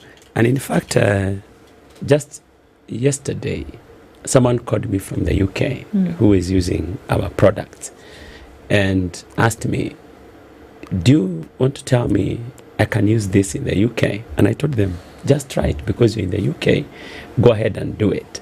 So they asked me, don't I need to write to the bank to allow me to use it in the UK and open it up and give me enough limit? I said no. It comes in built in it. We have put enough security mechanisms to identify you anywhere you are and when you attempt to use our product and to make the payment. So they are very secure. The reason why banks limit this is because of security issues. But for us, we have built platforms that are secured, and we are able to authenticate you anywhere. So we permit you to use it anywhere you want to use it. We can be able to tell whether is this our client that is attempting to use this product, or is it somebody else who is impersonating the person would block those payments. So if we are able to authenticate you appropriately, we will authorize those transactions. You don't need to call the bank for special authorization to travel with it or to use it in any part of the world. All you need to know is if where you are paying, they accept card payments and they are NFC enabled. You see that without complicating things, you see that POS has something like look like a wave. Yes. That is what is called NFC. It allows you to pay by tapping. So if you see any payment point around the world, and because we have partnered with MasterCard to issue these gadgets and these wearables, there would be POSs or payment points that have NFC and that are MasterCard enabled. You can tap it in any of those jurisdictions anywhere in the world. Yeah. So Dahi, even as we talk about it, as you someone onboards themselves on these, there is always the aspect, and Dennis as well would just add on that. Security is something that is really critical and important, because even now as you're trying to set up now, there is the aspect of your personal identification is needed, but beyond that, then even as I walk with my card or I walk with my ring, I walk with my phone and all these things, how secure is the app? Because then that becomes a point of contention and queries that everyone else would be asking. So how secure is Premier Tap? Well, thank you very much. Premier Tap is a very well secured platform because every transaction is actually encrypted, and that tokenization, when we are actually tokenizing your wearables, we are using MasterCard's global security standards, so that we assure no sensitive information is actually stored, on your device, and it is actually safer to use on any, safer to use, just like the normal, cards, or even more safer, basically, to use than the normal physical cards. Because when you look at the wearables, like this ring that I have, this one, which Joseph said has the Kenyan flag. There's nowhere your card digits are appearing. So if you lose this card, this ring, unless if this ring is well known in the country that, of course, this is a payment solution and it can easily be tapped. One, we've put a limit on it. So up to 5,000 shillings, you can be able to tap and go without having to put your PIN. But anything above that, you have to actually put your PIN. Okay. Your PIN stays with you. So nobody can just take this ring and because I could leave it on the table, whatever. Yeah. And from what you've said, from what Joseph said, all I need to do is tap and go. Correct. But nobody can take this ring and put it on or whatever and use it. They can, though, if I forget it one day, and if somebody knows that they can tap with this ring and make a payment, somebody could actually put it on and tap on my behalf. Correct. That is but possible. That's not a good thing. It is possible. But what is also possible is that you have the control yourself. You don't have to call us. You don't have to visit any of our branches. You just go to our mobile app and block the card. You also block the card completely. The wearable, you can basically block it, remove it from any of your payment solutions, so that is not going to be used anywhere. We also have, we give you alerts. So if, say, for example, you've misplaced it and there's a transaction that has gone through, that alert can actually trigger that you're not the one who has, done that transaction. Then you can be able to now go to your app and block that card, block the wearable, or remove it from any of your payment solutions. Let me get this straight. Let me see the ring first. So do I buy this ring, or does your bank give this for free? All right. So we sell these rings. Okay. But what we're doing currently is because we want to show people that there is more convenient way to make your payments. We're giving these rings for free. Right, so for a certain period. But of course, when that time comes, we will be charging for all the rings. So we have the ring, we have these glasses.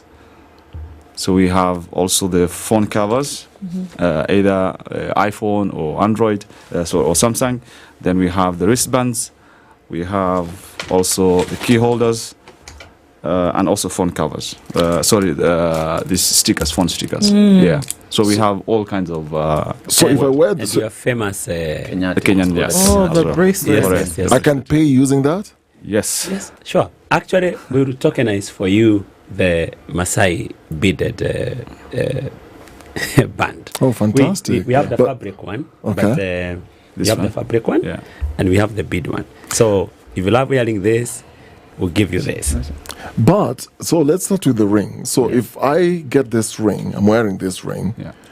How do I use this to do my shopping, for example? Like a fist. Like a fist. Yeah. So if there's a PDQ machine, Yes. I just tap. You go there, you just point to it, and it is going to recognize. Not any specific direction, No. anywhere. I just tap the PDQ machine. Yes. What? Yes. Just that. If it was this witchcraft. If it is this Kenyatta, if it's this Kenyatta and I can see there is a chip or something inside. Yeah, exactly. Now one asks, because I shower with mine, because I already have mine here. This thing will not shock me. Water resistant. It's water resistant. Made for everyone. You can even swim with it. Okay, so this too. So I'm curious about the sunglasses. Let me see the sunglasses. So I can pay using these sunglasses. Yes. On the PDQ machine. How do I do that? So I bring the PDQ machine to my eye level. The chip is on this I think side. it's a style. The chip is on this side. Yeah. Oh, I can see it's written MasterCard. On the other side also. It's the concept of the security, spy cameras. Yeah. I used to use these when I was doing investigative stories. So it had a camera somewhere here and the SD card was somewhere here. So if I wear these glasses like this, and let's assume this is a PDQ machine and I'm doing my shopping. So what do? I bring the machine close to this? Yes, you can do that. You can actually remove it. Or you can remove your glasses. I can remove my glasses, and just tap and move. Yeah. Just tap and move. This will confuse all my enemies. but you must have money in the account. But the limit for all these wearables is 5,000. What you can actually use to make payments without you inputting your PIN. Without putting any PIN. Without putting any PIN. Okay. Yes. So if I'm doing shopping of let's say 18,000, it will request for a PIN. It will request for a PIN. So just tap, then put the PIN on the PDQ machine, and that's it. Yeah. Yes. All right, interesting stuff. And we're looking this morning into Premier Tap and ways in which technology is allowing us to do the things that we would do on a normal basis without essentially going out of our way. And two gentlemen this morning are with us in the studio from Premier Bank. Joseph Jogu and Yahya Dahir. We're looking at these things, wearables, all kinds of things. I just thought about something. With this Ring IV tap, essentially, you can get your things done once, getting into that. This is going to be a very good concept. You can actually go propose to your girl. Exactly. And she said, what's in it for me? What's in it for me? And she says, just tap here. You got it. Now you don't need to just give empty rings. No empty rings anymore. Exactly. With this Ring IV put tap. some money on the they say what? What's the song? Put a ring on it. Put a ring on it. Yeah. Now put some money on it. Yes. Valentine is coming. Or tap on it. Valentine is all right. coming. It's 20 minutes to 10 o'clock. Joseph Jogu and Yahya Dahir are here with us, and we're looking into more of these and how it actually makes technology just a little bit easier, or just makes process a little bit easier. We'll come back and continue with this when we come back from this break. And don't go away. We'll be back. This is The Situation Room. It's Kenya's biggest conversation.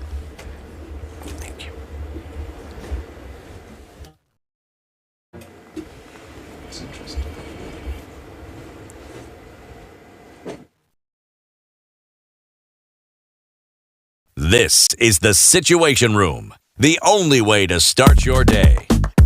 A little sharing goes a long way with Safaricom. Dad, thanks for helping me find those shoes on IG this morning. Your internet shopping skills are on point. Of course. Maybe you say. And thanks for sending me that TikTok dance. Atim Nasamaga, it slapped me. Aki, Dad, no one says that. Mom, thanks for the call before the quiz. Who knew you'd be so good at remembering those dates? Well, I do try. And thanks for sharing those hilarious memes on the family WhatsApp group. I needed the laugh. My day was going sideways. And when they come home, the connection gets even better. Guys, the show is starting. Are you guys ready? Just a minute. Let me finish this online course. Almost done with my game, Dad. Just after I beat you. It feels good to share with Safaricom Family Share from Safaricom Home. You can now enjoy a home fiber connection with a voice, data, and SMS plan that can be shared with up to 5 members of your family. Experience the convenience of paying for your home internet and mobile plan on one bill. And what's more, you get up to 20% off on your mobile connection with more value for you and your family. Dial *400# or go to my Safaricom app to add family share to your Safaricom. Mature, intelligent talk every morning. Spice up yourself.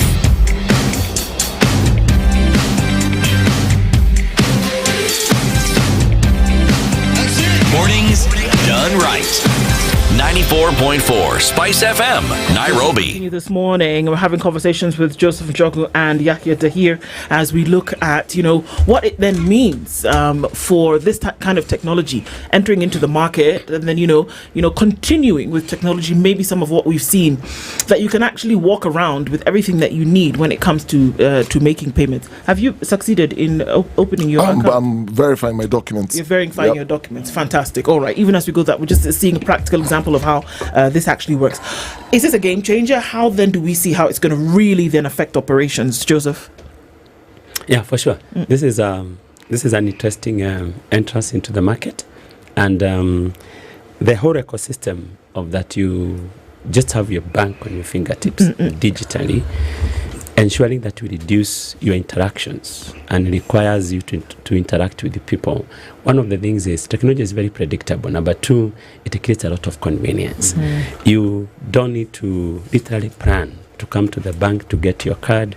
Now, from Premier Tap, you can even you can order a card online and then tokenize your wearable. If that card has a problem, you need to change PIN, you change it online. If you need to stop a card, you stop it online. You don't need to come to the bank. You need to reactivate the card, you do it online. Meaning that we free more time for you to go and do the stuff that you like, So, therefore, meaning that people will embed their banking in their day lives without them thinking that I need to set apart some time to go to the bank. You don't need to delay a transaction. You don't need to delay an experience. You don't need to delay a dinner. You don't need to delay a visit somewhere. You can still do all those things while still you take care of your banking needs.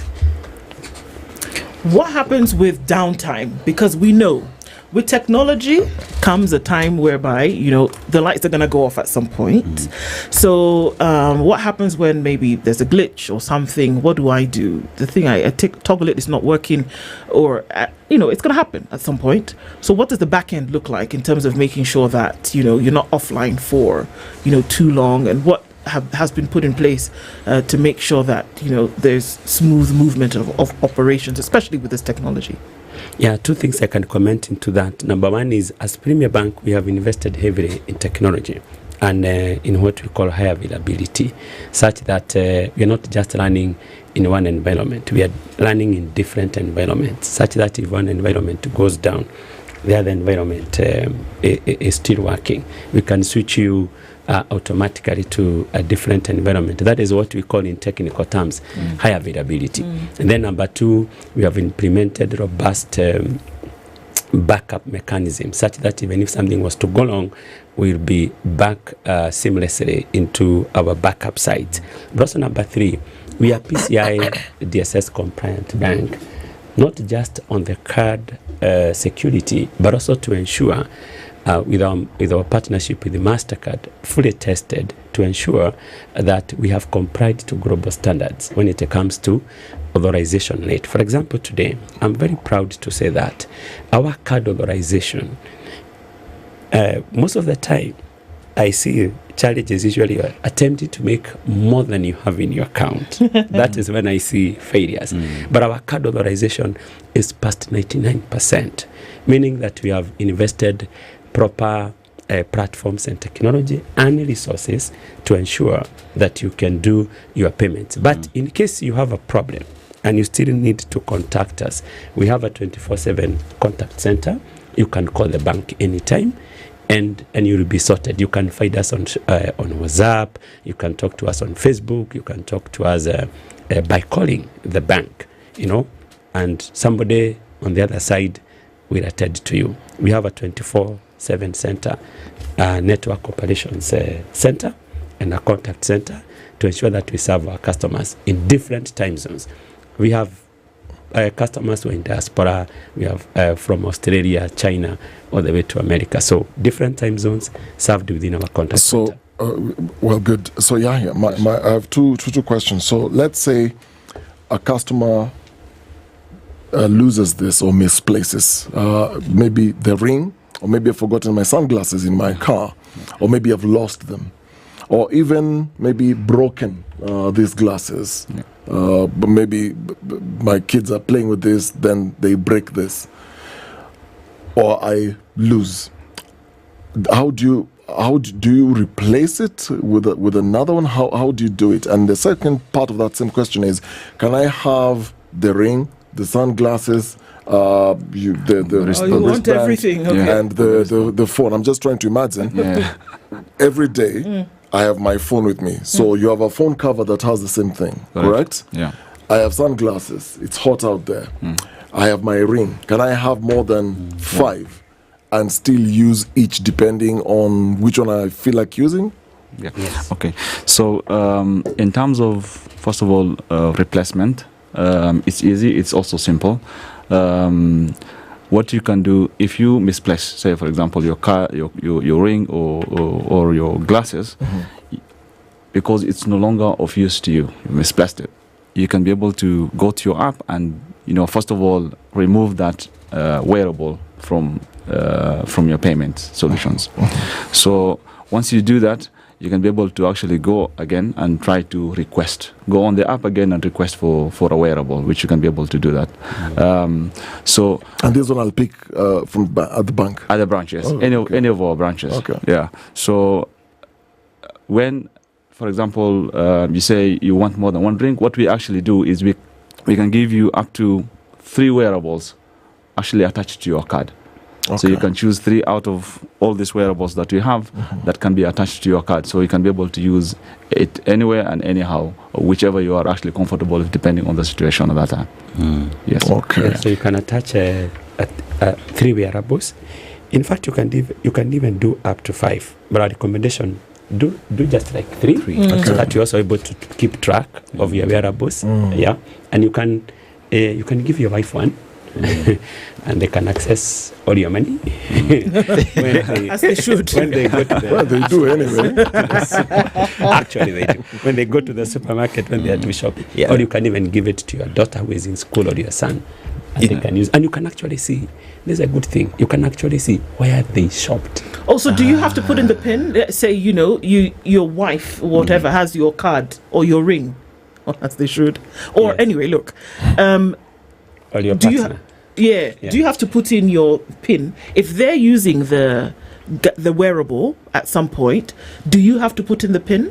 Because I'm assuming they're sharing the account. If it is beyond 5,000, you have to share your PIN with them. Oh, they would have to have the PIN. They have to have the PIN to do the payment. Okay. The POS. But if it is below 5,000, they can actually tap without requiring you to have the PIN. And the good thing of it, as I was saying, is you're able to actually tell where this wearable was used and for what amount. So can you do repeat payments on this wearable? I'm just trying to look at the things that people have been able to do with this thing. Yes. So if I know that I can use this wearable not more than 5,000 shillings, and the thing that I want to pay for is 25,000, can I tap it 5 times for the amount of 5,000?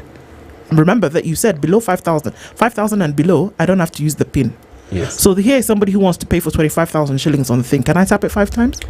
If you are trying to tap it at the same gadget, the same location, in succession, the system will read you are trying to game it. It will begin to block those transactions. I see. Yes, because it is the back end is also the monitoring is also AI driven, so it is able to read your behavior and know normal behavior. This is not normal behavior. You don't have someone tapping 5 times on one gadget successively, like after 30 seconds you're trying to tap. We'll think somebody is trying to steal your money. We'll block those transactions. You see, when you talk about the wearables that we have right now, and you look at it from an SME perspective, you're talking about access to financial solutions, and when you talk about such access, it's such that if I am selling my wares or I'm buying anything, it is as easy as a tap, a ring, and whatnot. And how does this then come to solve that problem that has existed for a very long time, especially among the SMEs? All right. So data is something that is very critical. The fact that you have an account with us and you are doing transactions across all the channels that we have means that the bank is and will be ready to provide those financial service solutions, basically, that you would actually require as an SME.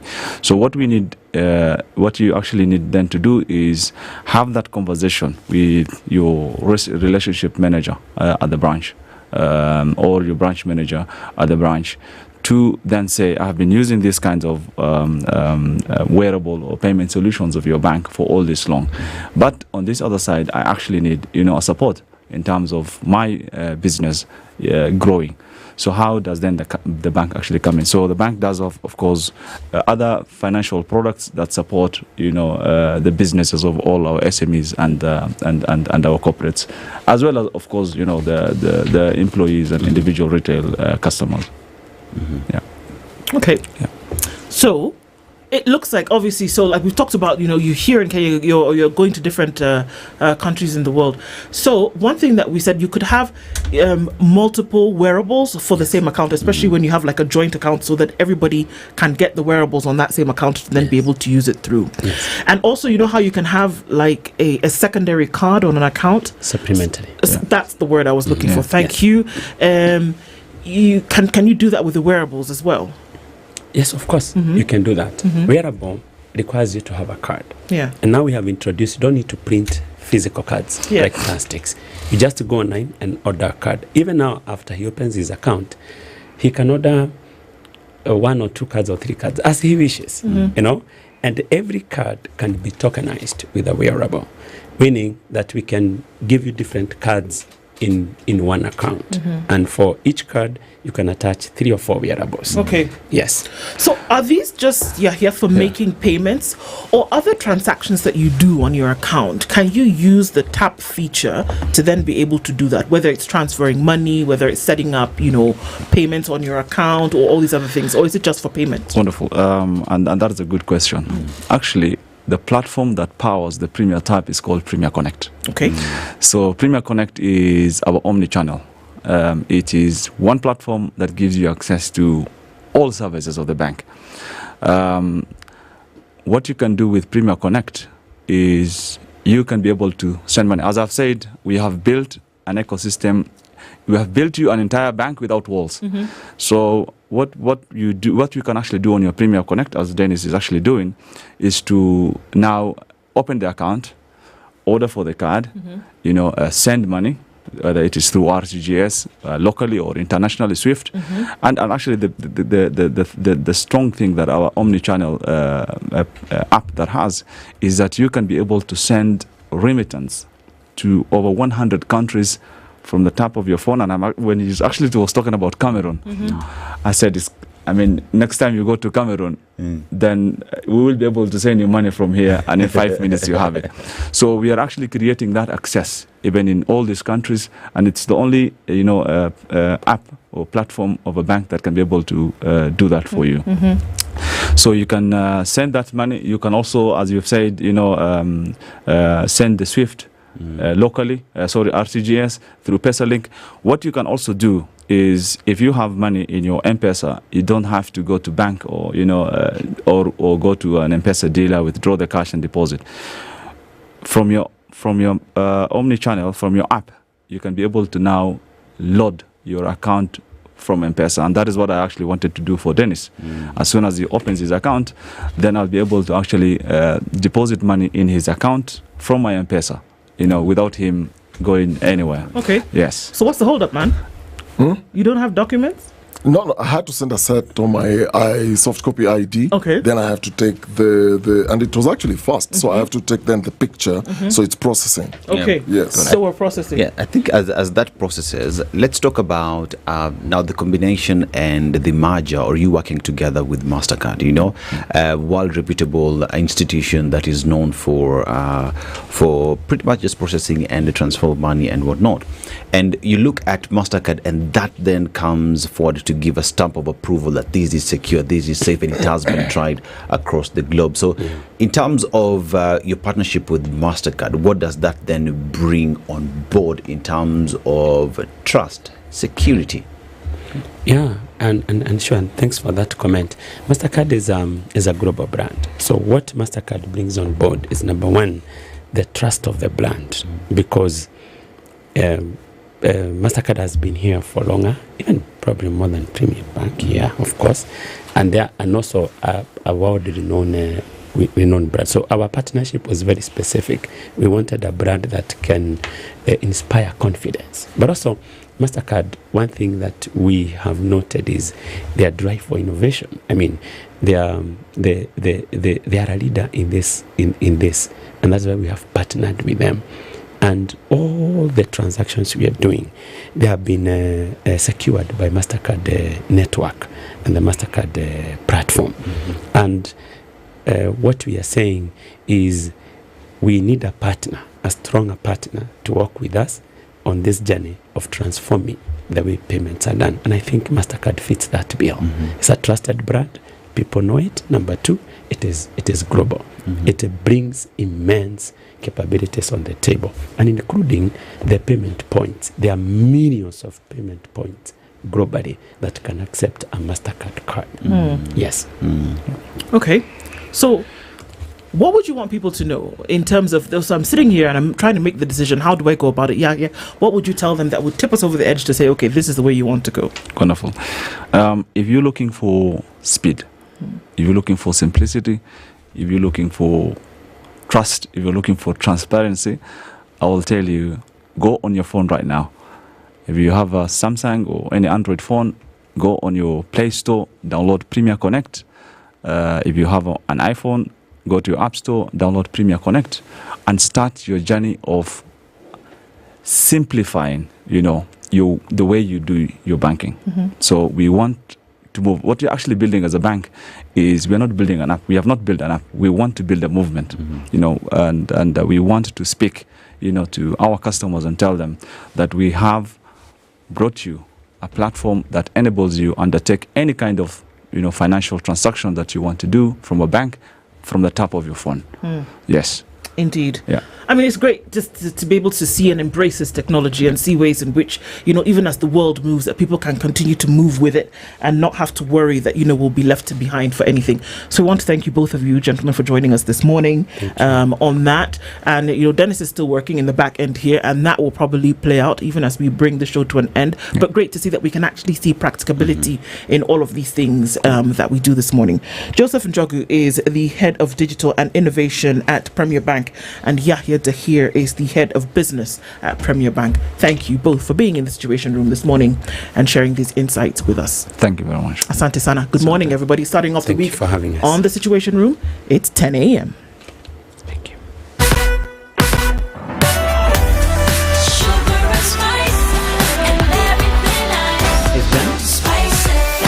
Spice up your life.